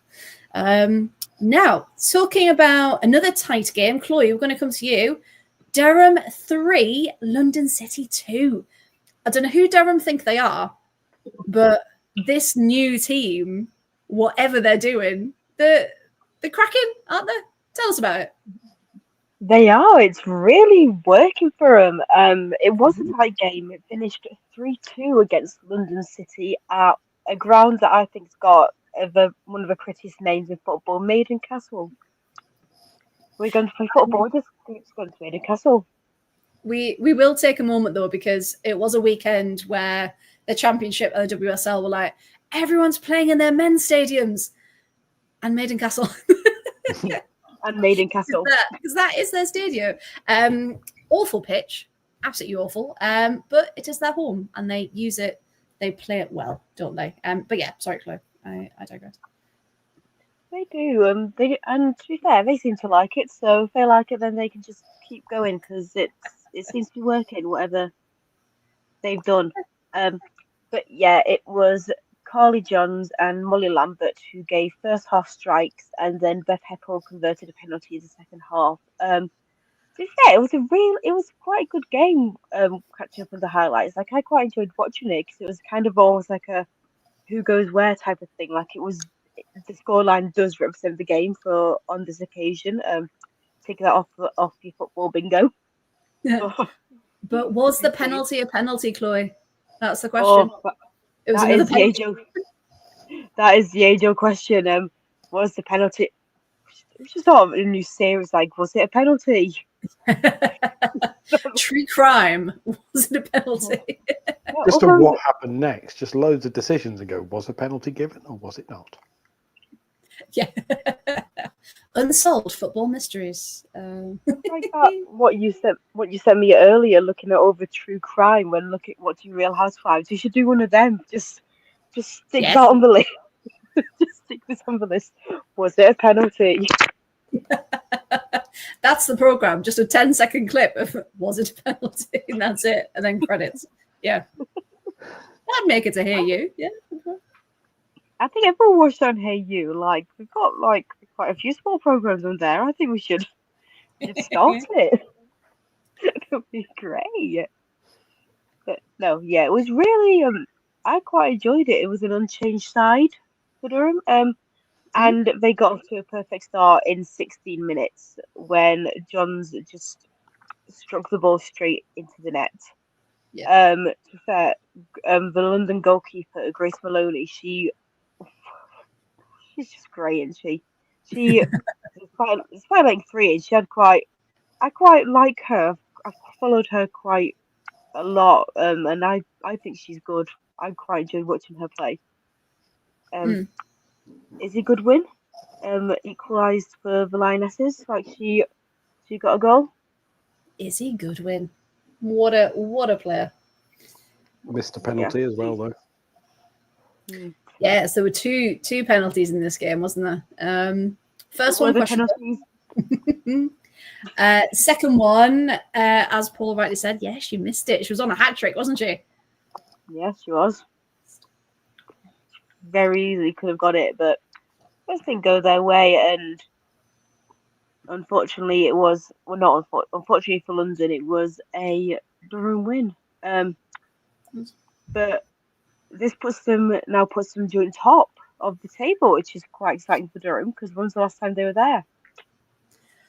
Well, yeah, because I'm with Matthew at this one. Remember at the start of the season, I thought Durham were going to be about mid-table, but they're playing so well. I hope they keep this up and possibly get promoted over Birmingham. Could you imagine? Could you imagine Chelsea going to Maiden Castle? Like in the league as opposed to... Yeah, like in the proper league, yeah. They'll turn up like, what is this? Sky having to film games at Maiden Castle. Is that an actual castle? What? Oh, you can just picture that. No, they'll never be selected for a bit like Everton or at Wharton Hall. They will never pick for games unless it's the big stadium games. Like both their games were picked for Goodison, but if they were at Wharton, you can guarantee the Derby would have been picked. Let's be real here. But when they played Chelsea at Goodison, I doubt that would highly have been picked for TV if it was at Wharton Hall. Like maybe it would have 'cause it's Chelsea, but I don't know. It's just these questions you've got to ask. None of the games, despite how big they are, would be picked for Maiden Castle because it is Maiden Castle. It's not a big glamorous King's Meadow. It's a Do you little. want to hear what Durham running City track. Men's old ground was called, though? They're Oh, very what? old ground. If they weren't Go playing on. at Maiden Castle, they could have been playing at Holiday Park. Wow! Like, literally. Really? Not with two L's either. Holiday Oh, Park. look at that. Wow. Oh, oh yeah, guys, you fancy going to Holiday Park? We're just We've got bingo at 2. We've got aqua aerobics at 3. Come and join us. Congas do at play 4. Bingo at 2. Karaoke at 3. Live women's professional football at 4. Come and join the girls. Bring your boots. Like, the perfect. Heidi High Holiday campus. Park. It's Durham versus Chelsea. Oh, I love that. That should have stayed. phenomenal. That is absolutely brilliant. That's my favourite stat of all. That would be amazing. Just every game. Right. If I was doing commentary, I'd have to start every commentary. Good morning, campers. Right. Just Yeah. go full Heidi High. And Just welcome like to today's program. Welcome to today's program. Today's special in the restaurant is liver and onions. Just full 1970s holiday camp. Just like Bovrils on offer in the cafe, 2 for £2. No, it would. Oh, it'd be phenomenal. cans of tenants, £2.50. Job done. Imagine Matron Bramfin is doing commentary in Main Castle. on the really like the one camera angle that's constantly covered in rain. Just wiping it off like that, like just all the time. Yeah, Bramfin is doing it with that coat. Like, hang on, everyone, I've been told you can't see. Oh, that'd be phenomenal. It would. It really, really would. We joke, of course, but do we? Yeah. Do we?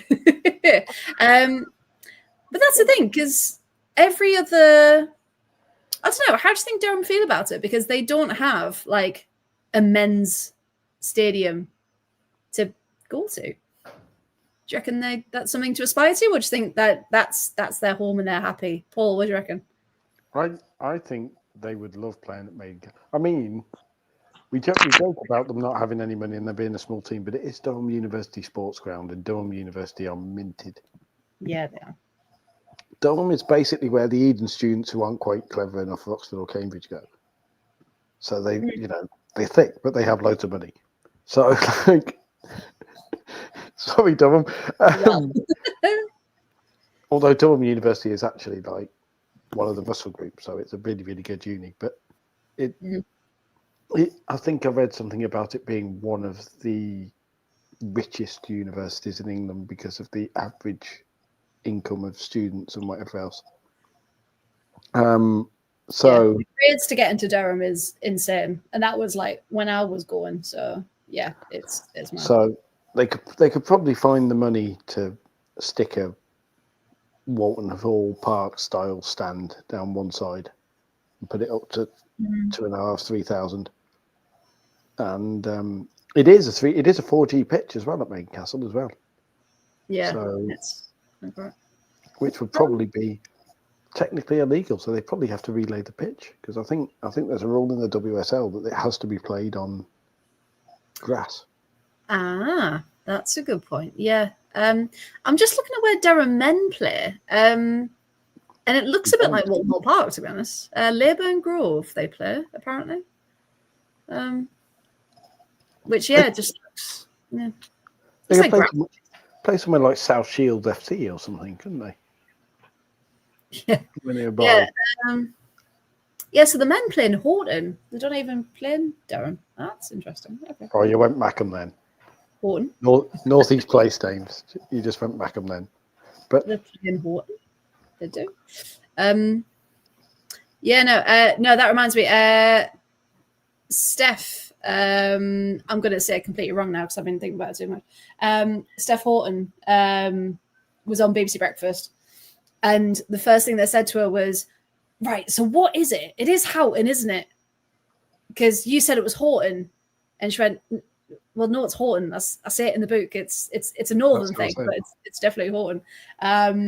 But yeah, they even said it wrong, introducing her, and she was just like, "Yeah, right, yeah, we know." So yeah, that just reminded me of that for a sec. But yeah, it's a shame that they've only got Maiden Castle, Durham, rather than their own big. Because again, rising to that occasion, they're playing better. So you'd hope that would be. Well, they're saying that Maiden Castle is a proper intimidating place to go because it's absolutely bloody freezing. That's true. For a start, Maiden Castle in January is like not pleasant. The bleakest place. The only place I've ever been that's bleaker is VCD Athletic, and that's because VCD Athletic was falling down. Sorry, Graham, but like genuinely, I'm pretty sure there's a stand at VCD Athletic where you sit, and at one end it's got one of those plexiglass panels, which I swear hasn't been cleaned since about 1986. It still has National Front Graffiti on it. It was like, kind of wow, Britain isn't working stickers. Right. There you go. There's some references for the older people in the chat. There you go. Political. So Graham's on his side. He's there. I mean, the weird thing about that place is you go in to the tennis club, which is posh because it's a tennis club in London, and then there's like this little path down the back, and then there's this football pitch just stuck out the back with a few sheds down one side. You're going to say a few sheep. I was like, oh. It looks like someone's dumped concrete and it rained. Like it's just oh god, horrible. And you just think, we're driving standards. Come on, give them a proper pitch. So again, now, we can competition that as well. So now they've moved to the Valley. It is, it is nice to see Charlton at the Valley. Definitely. Yeah. But I do think if Durham did go up, I think that ground would be an advantage for them. Very much so. And I think that it would very quickly have loads of think pieces from people about should Durham be forced to improve their ground? Arsenal fans complaining everywhere about having to go up to Maiden Castle on a Sunday afternoon. And what sort of place is this? It's like, it's a football, it's a proper ground. That's what it is. Yeah. You don't need a stand. You can just go around the edges. That's it. Yeah. Roofs? What's a roof for? That's for your soft southern shite, that. We don't need those up here. Press boxes, behave. Sit here. You've got a seat and a shelf. Deal with it. And the shelf is falling off most of the time. Yeah, I will say when I went to the press box Appleton, it's just a shelf. It just looks like a metal bar, to be honest, with like a bit of wood coming off it. And I looked, I was like, oh, I don't need a plug, but just if I needed a plug, is there one? And the one underneath where I was sitting was like hanging off at this angle. I was like, I'm good. Yes. I don't need to use it. It's fine. It would have been fine, of course. But yeah, you just think the disparity between the grounds it's so great, but it's brilliant as a learning experience as well. Graham said Arsenal fans go to Boreham Wood, they have no say in other grounds. Well, I mean, the commentary bit at Boreham Wood is just a seat, literally, with a plug in the middle of the stand. It's and people were like, when you had the whole people complaining about standards, cameras getting wet. It's like, have you seen the camera position at Boreham Wood? It's a cherry picker. Yeah. It's literally a cherry picker on the stand that some poor sod has to go up on in the rain and the wind and stand on. It's just like, yeah, I feel really sorry for them. I really do. But yeah, it's a thing we wouldn't change, because then what do we have to talk about? So there we go. Right then, we've got two more games to go through. Paul, we'll come to you next. Charlton 1, Bristol 2. Sorry, Graham. Lexi Lloyd-Smith, what a player. So yeah, take us through this one, please. Charlton 1, Bristol 2. Charlton are getting a bit wobbly. Like, Little bit. there's sorry, Graham, but your team are having a case of the yips. They just don't look the confident team they were at the start of the season in any way, shape, or form. And I don't know what it is. Ritesh Mishra still must have done the 14 managers' quotas worth of shouting every game. If you ever watch a Charlton game, you will hear, like, Kevin Hills is the manager, but the voice you'll hear at most grounds is a male voice, like, that does not shut up for 90 minutes. And believe it or not, it's not Graham. It is Ritesh Mishra, who is the assistant manager at Charlton, and he's one of those assistant managers who likes to let people know that he's there and involved. Right. Okay. Like, he has an opinion on absolutely everything, and he must be absolutely apoplectic the way Charlton are playing at the moment, because they're not. There's something missing. Whereas Bristol City are finally starting to find their groove. Lexi Lloyd-Smith, former Southampton player, obviously, fantastic player, and she just again is starting to come into her own and be on form. And within 6 minutes, she's found the net back of the net. Libby Bance as well, on loan from Brighton. Her first goal, I believe it was her first senior goal, full stop. Yes, I did make a note. Hang on. First goal for Libby Vance, yeah. So Bristol City 2-0 up in 18 minutes. And then when you're 2-0 down after 18 minutes, you're always playing from behind. Charlton did pull a goal back, Jodie Hutton, but they were outshot by Bristol City at home. Same number of shots on target, though. They were certainly outpossessed, 61% to 39 in favour of Bristol City.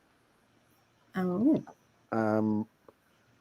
And Charlton are a team that love to control possession. So when they don't really, it's a flaw. I don't want to say they don't really have anything, but it's a flaw.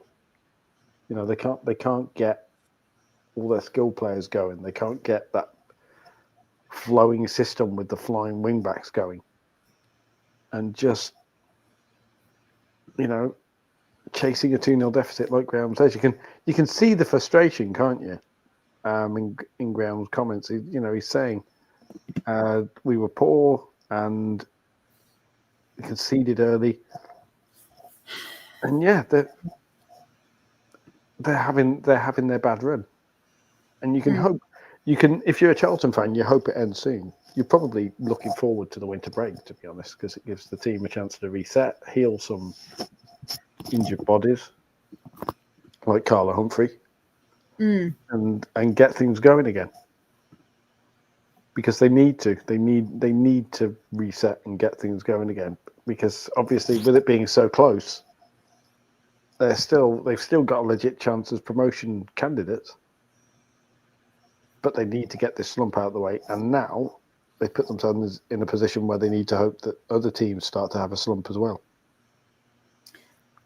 Yeah, it's that crucial point, isn't it? Because like we said, literally every point counts. And what we then don't want is an even bigger gap to develop, because Charlton is still right there, aren't they? So they're on 14 points. Newcastle Southampton on 15 and 16, 17, 19. So they're still very much in and amongst it.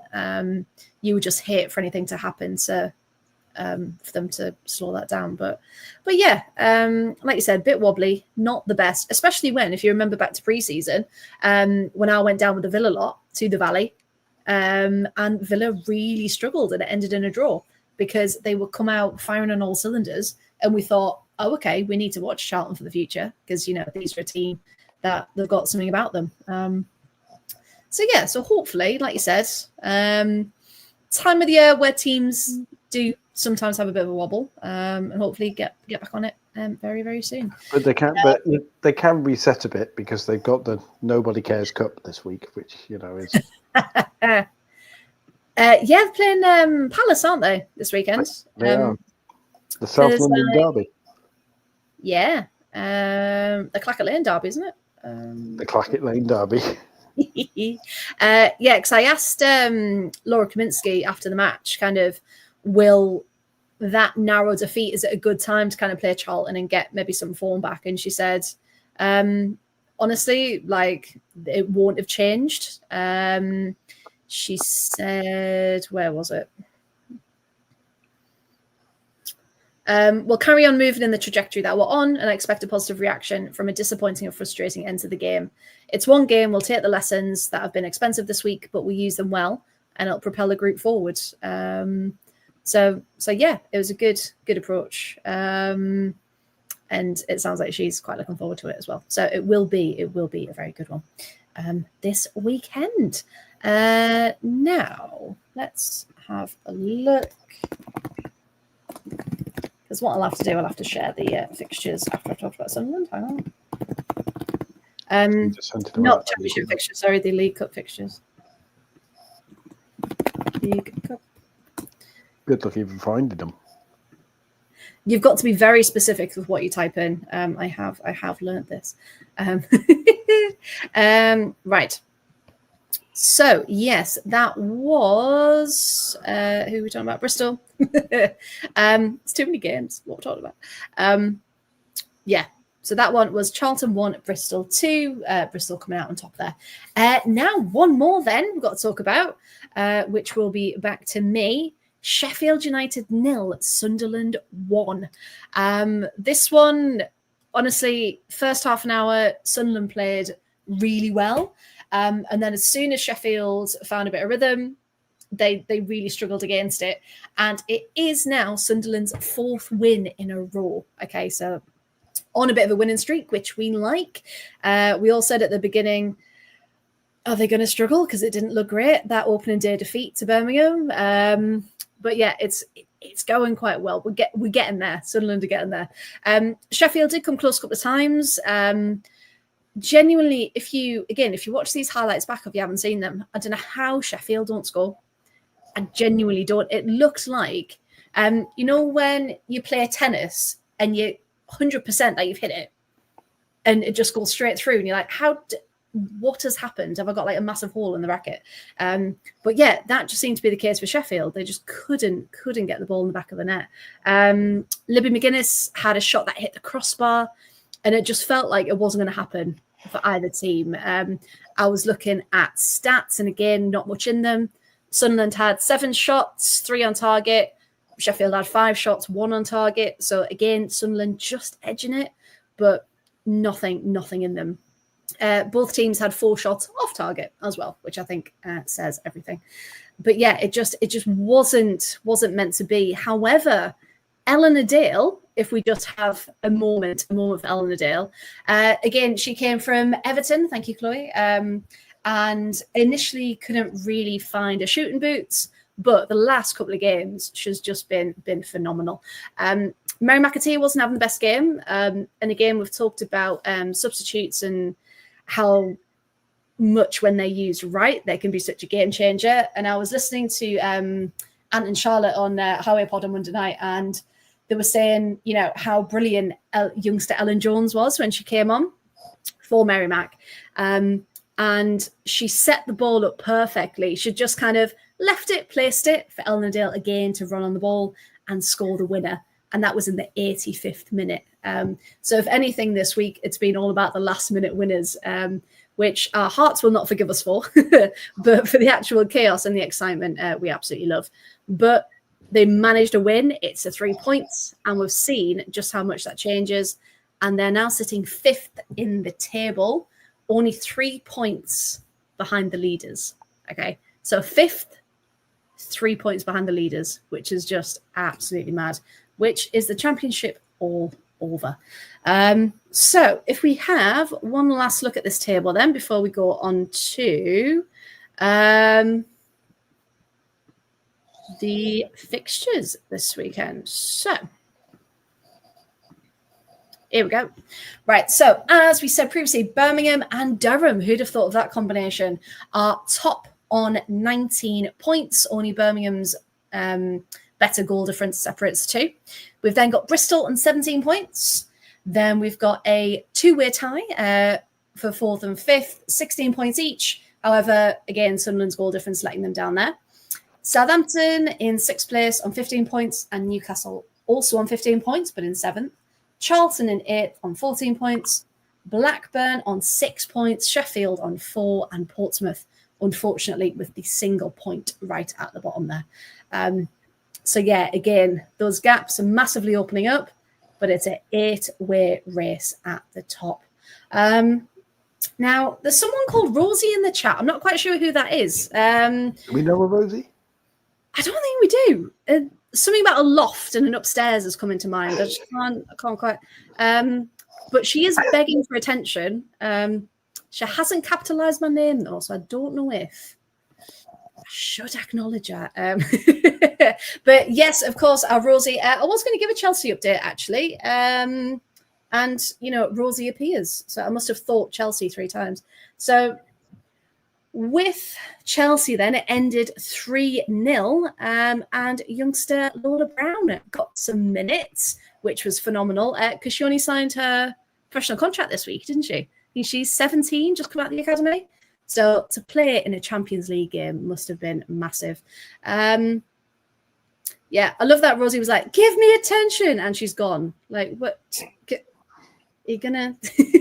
Has she gone, or has she just gone quiet? I mean, who knows? She's got all her adoring fans talking about. So hang on. Yeah, breaking news. Hold the front page. Rosie's alive and not stuck in the loft. Said the game was boring. Oh, we can't have that, can we? But yeah, no. Did she mean the game, or did she just mean the loft joke? Well, she's probably waiting for a computer to turn on, isn't she? But yeah, well, you lot are braver than me. That's all I'm saying. We'll give her. She doesn't know where I live. That's fine.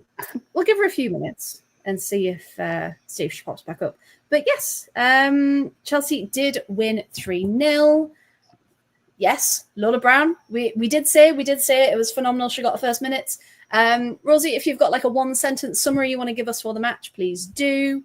Because yeah, I think that then means Chelsea are through to the knockouts, I believe, if I read that rightly. Yeah, Lola Brown only been in 1 training session, and she's in. Oh, she's on the bus. Oh, there we go. So she does leave a loft. Everyone, don't worry, she is fine. She's on the top deck though, because it has an upstairs. Well, you only get double deckers in London, so you know you've got to make the most of it. It's a Boris bus. It must be a Boris bus as well, with the fancy balconies at the back. See, I thought you said Morris bus, and I was thinking they do Morris dancing on buses. That's a very odd thing to do. But hey, London. You need cracking balance though. Summary: boring, but goals so good. There you go. It's almost as if Rosie's here in the room, isn't it? With her notes and her match reports. Single deckers doing that? Do they? Don't think I've seen a single decker. We used to get like it was a luxury if like a double decker was actually at the bus stage. Like you just don't have double deckers unless it's like I think there's one bus from like Sunderland to Newcastle that is a double decker. The rest of them just no double deckers. We get loads of them, but I remember we used to get really, really old double deckers. Yeah. Like the proper old ones. It was a Smith reference. Someone's good. That was a Smith reference. Hey, there we go. There you go. Oh, she's in the downstairs as she gets travel sick. Oh, Rosie. But it is a double decker, so we're right. But is it? Say, called it. It's the little things in life that clearly we get excited over. Now let's look at some fixtures for the weekend because we've got loads and loads of stuff going on. Right. So we've mentioned a few already. Can we see the screen? Yes. Let me know. Okay, perfect. Right. So Yeah. So today, of course, we said earlier Man United beat Everton 2-0. Sorry, Chloe. On Saturday, we've got Spurs Villa away, which if Spurs continue on their current form, we might get something. However, I don't know. It's going to be an interesting one. So keep tuned for that one. That's the only game on Saturday. We've then got 1, 2, 3, 4, 5, 6, 7, 8. Yep, 8 games on Sunday. So Chloe, I'll come to you. Any of those games catch your eye? Do you think it's going to be any good ones there? No. No. No, it's a short version, yeah. I'm not interested. No, to be perfectly honest, I am quite looking forward to Newcastle Liverpool. Like, I think that could be quite a good toss up between those two sides. I think neither one have been particularly like in good form recently. I mean, Matt Beard has basically said that Liverpool are missing a lot of key players. So I think between two like struggling sides, that one could be pretty good watch. Yeah, I think so too. And I think Emily in the chat earlier as well said about both teams will want it to like really solidify and get their confidence back and really go for it. So yeah, I think that'll be a good one. Paul, how about you? Any of these fixtures? Battle of the Ports, the Sailor Derby. Portsmouth, Southampton. Yeah. P&O Derby. Or the Ferry Derby, something like that. P&O Derby, all of that. Yeah, but that's what we're calling it. The P&O Derby from now on. I love it. And like Chloe says, Newcastle Liverpool could be interesting. I love how Tony says that Villa Spurs might be a mid-off of a train wreck. Like, I don't think either of those are compliments. I had to really process that. I was like, mid-off. A mid-off. because see, the kids say, Freya, mid when something isn't very good. I've learned this. I'm clearly too old. If you do not have Riz, your Riz is mid. Apparently. You are giving mid vibes. Wow. Okay. You're not giving mid vibes. I'm just saying if you're not very good at something, it's giving mid vibes. I was going to say, I think this is when Rosie pops back up and just like, no, you guys are making me ill. It's not the travel sickness. In the mud. Oh, dear. We're in the mud, apparently. Yeah. I'm quite interested by London City West Ham.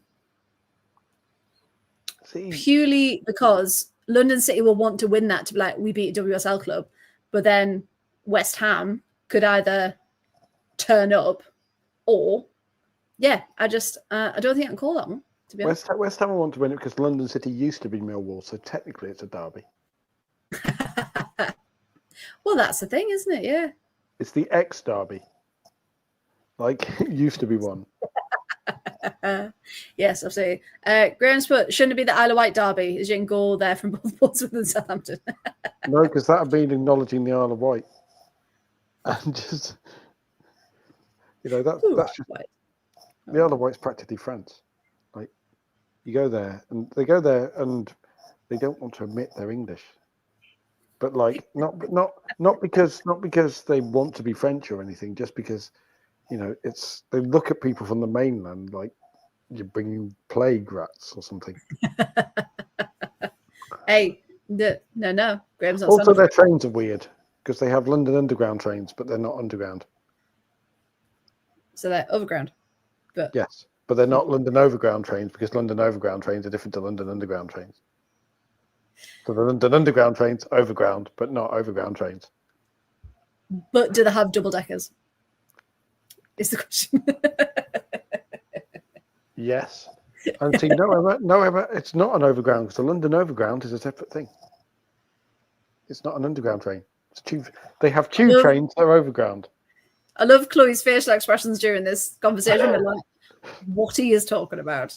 This is one of those, you just like that's to watch. if you were doing a TikTok edit, it'd just zoom in on Chloe's face with like the X-Files theme. Like, just working out what's going on. I get confused very easily. Like it doesn't take a lot to confuse me really, and I'm just a bit like, it's okay. We're nearly done. Yeah, so we've got clarity. 2 teams that play boring football for 90 minutes and usually ends 1-0 with only 1 goal scored from a set piece. Well, it's Villa, so they're not going to score from a set piece. So So basically, your average Man United games are mid-offs then, and because they only seem to score from set pieces. Yeah, and a bit boring. Yeah, I genuinely think so. We were having a chat last night on the Villa pod that I do, and we were saying if he actually rotates and he gets different players in, like Maz Pacheco finally getting on the pitch, like Dree actually starting, like Kenza actually starting, if he rotates it properly, then we might actually have some mystery for Spurs. And it might break us down a bit. Yeah, because it's kind of a running thing now that he's kind of allergic to putting set piece takes on the pitch, and it's just a free for all. He's actually nervous of putting Maz on the pitch, I'd imagine, because he doesn't want to overpromise. He doesn't want Pacheco his arse can't cash. That was a really bad joke. That was really bad. Just a dead silence. Chloe's face. Look at Chloe's face. She's having none of it. It's just like, no, Paul, stop it. No, stop trying to be funny. To be fair, Chris, we forget the League Cup is a thing and we have to watch it. Like, considering everyone's still calling it the Conti Cup when it that's its name. I don't understand why the name's changed. I thought Conti Cup works so well. I know. I thought it was especially in my accent. It's a great cup name. Was it actually sponsored by BSM at any point? Or was that just you thought it was the BSM Cup and then we went in along? No, that wasn't me. That was, I'm going to blame, it was someone in the chat. Who am I going to blame for this one? I say Emma. It's Emma or Graham, isn't it? Let's face it. Am I going to blame Chris or Matthew? That's who I'm going to blame. They're going to come back like, no, it wasn't me. But yeah, no, it wasn't me. I just misread it as something different. But it was not me who came up with the name. And of course, as well, not just the League Cup, we do have Chelsea, Manchester United at midday on Sunday. Right, all coming out the excuses. Chris saying it wasn't me. Hey. Usually not guilty this time. Yeah, please don't. I'm never going back on the dictionary again. It was. I think it was actually Graham. Pass and blame. Okay, I like it. Yeah, Graham. Okay, we'll blame you. That's fine. Yeah, we've seen a lot on this show. I'm not okay. We've seen things. You weren't there. You don't know, man. You weren't there. You've seen Apocalypse Now. Has anyone seen? Just as a quick segue before we do finish. Graham, I've been thrown under a single day of bus. I love it.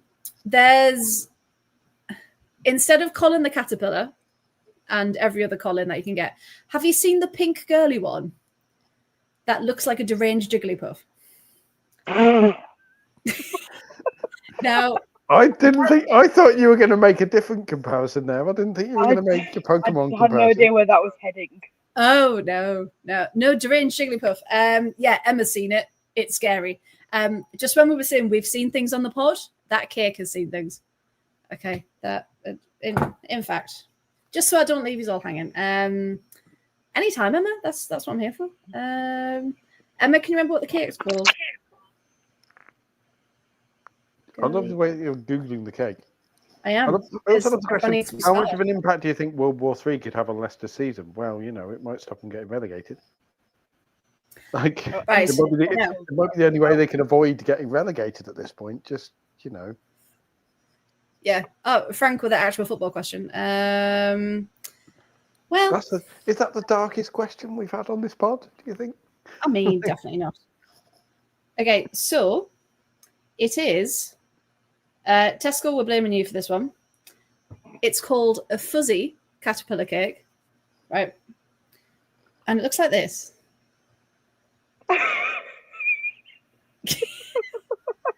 we just, that cake scene things. That's every day we stray farther from God's light. Farther away from the floodlights of a football pitch. Honestly. But as Graham says, the season is young. There's plenty of time to get darker. There is. That caterpillar has had to watch only Mark Skinner managed teams. It's been through a lot. It's been through a lot. I mean, I love this one. American coach, new to the show. Thank you for the content. We are so sorry. We promise we are a football podcast. We just like to be a bit chaotic at times, but we thank you. Thank you for joining us. If he's American, he's going to learn a lot about obscure British culture. Very obscure listening to the show. Yeah, absolutely. He's going to be there telling his kids about. He's going to be there telling his kids about things like Thundy Bees and floaty elves and all sorts. And Lil Lobs. No, Lil Looper. Lil Loopers. Emma says, Fuzzy is a new mascot. No, absolutely not. Graham, a caterpillar will never be happy because it knows it's destined to be a butterfly. All right, Graham. Does the C stand for Confucius? is that what's going on? It's only a Wednesday. Are we all okay? Confucius, he say, caterpillar, nose never happy, wants to be butterfly. Confucius also say, go to bed with itchy hole, wake up in morning with smelly finger.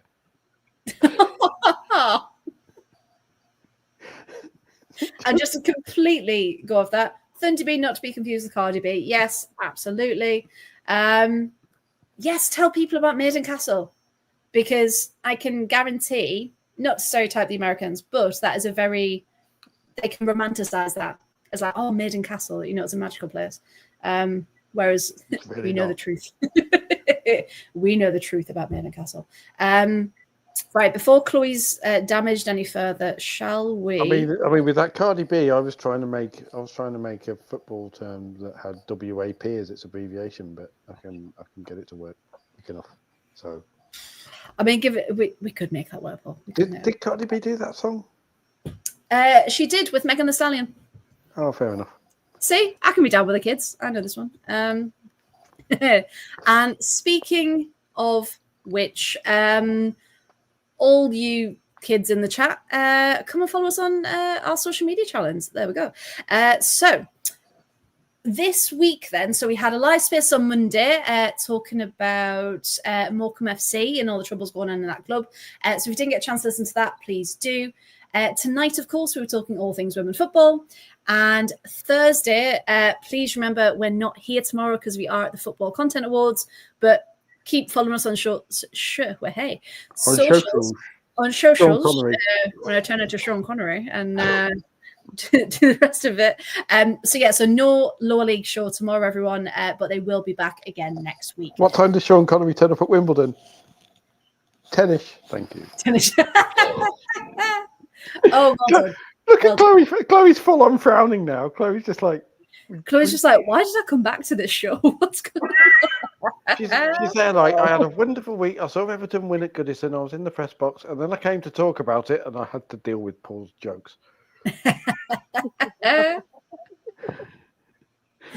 See, Matthew, Women's Absolute Podcast. Yes. There we go. Perfect. So if you would like to follow us, if you don't already, because again, we've hit more than 1,000 subscribers on YouTube, which is insane. So on Twitter, we are at Absolute Ball Pod. However, we have changed over to Paul. I keep calling it Sky Blue. It's not Sky Blue. It's Blue Sky. As well. And yeah, so we're all on Blue Sky. So if anyone wants to come over, please do so. And if you just search for just getting right, absolutefootball.bsky.social. We're on there as well. Okay. So we're all on there, and you'll all find us on our little starter pack that you can get. So please do come and give us a follow on there as well. YouTube, of course, where most of you are watching now, we are at Absolute Football Podcast. Twitch, if anyone's on there, Absolute Football Podcast. On TikTok, we are at Absolute Football Pod. Instagram and Threads, Absolute Football Podcast with an underscore, very important there. And on Facebook, the Absolute Football Podcast as well. So like we said, no lower league show tomorrow because we will be at the FCAs, which is incredibly exciting. And I just want to keep saying it because we've been nominated and we're so bloody proud of the podcast. My frowny face at not being able to go. There you go. That was a frowny face. But we do have... Oh, Matthew's put, what is Blue Sky? It's the really nice new Twitter where no one is angry, no one is arguing. Haven't seen any bigots yet. Everyone I'm following are just like book enthusiasts and like librarians and posting We'll put it this way. Andrew Tate tried to settle there and got banned in a day. So exactly. They're hot on things like that. Yeah, so the moderators are really, really good from what we've seen. So come and join us on Blue Sky. Chloe, it's been lovely to have you. Thanks for being back. Hopefully it's not as long again. Yes, thank you very much. And where can people find you if you want them to, please? So I am on Twitter, Blue Sky, Instagram, and TikTok at ChloeBear529. Oh, Handles same for everything. I mean, that's it's impressive. It's easy, isn't it? Just try and have the same handle. But then you got to put we've all seen Rosie and our dots and our dashes and our underscores and things. It's just not possible sometimes. But so well done you. Well done you for getting the same handle. Paul, thank you very much. Where can people find you if you'd like them to, please? Basically, Paul W Radio on Twitter, and then you add the Blue Sky Social thing at the end of it. And I've just gone and looked. Firstly, Chris, you're quick. I know, it's got me too. Yay. And secondly, our Brian is going for it. Our Brian has let both barrels go because in the post-match, he has spoken about the scheduling and said it's ridiculous that a Chelsea United game can take priority over something already scheduled, and we're the only one who suffers for it because United has the squad to rotate. Yes, it is. Thank you, Brian. Yes, Brian. That's why he's king. So there you go. And Mark Skinner classic. Emma Watson making Manchester United debut. She did fantastically well. United. She's cramping at the end because it's a long old 90 minutes for her. Because, of course, it's a lot shorter for the other 10 players, apparently. Well, hey, has Emma Watson got many minutes? I don't think she has. She's given up Harry Potter and she's back. She did get an ACL, to be fair. Fell up. She's got a Quidditch injury. So, fell off her firebolt. And has just returned to finally debut for Manchester United a year after signing. Yeah, I mean, for her, that's got to be an incredible moment, hasn't it? We won't darken it with his comments. But yeah, I'm just really pleased for her that she's getting the minutes she deserves as a very good youngster. Well done to her. I might never play Quidditch. She was in their flying lessons and she managed to do a bit. Okay, just because she didn't get on the team. All I'm saying is, from knowing Matthew is a Potter super fan, so I'm not even attempting to argue that with him. Well, you'd be impressed, Matthew. When I went to Comic-Con, we did a Harry Potter quiz. We got over 2,000 points, and we still didn't even get in the top 3. Me and my friend that did it. So the people that were in that room were insanely good. We only got 2 questions wrong because it was one of the ones like the Kahoot ones that are timed to get more points for the quicker you are. We were quite quick on everything and we only got 2 wrong and we still didn't get top 3. So it was mad. Graham. The books are better. I mean, the author's a hateful human being, but if you forget she exists and just concentrate on the magic. Read the books, Death of the author. Yeah. So yes, that's our suggestion for you, Graham. That you do give them a little read because they were pretty good.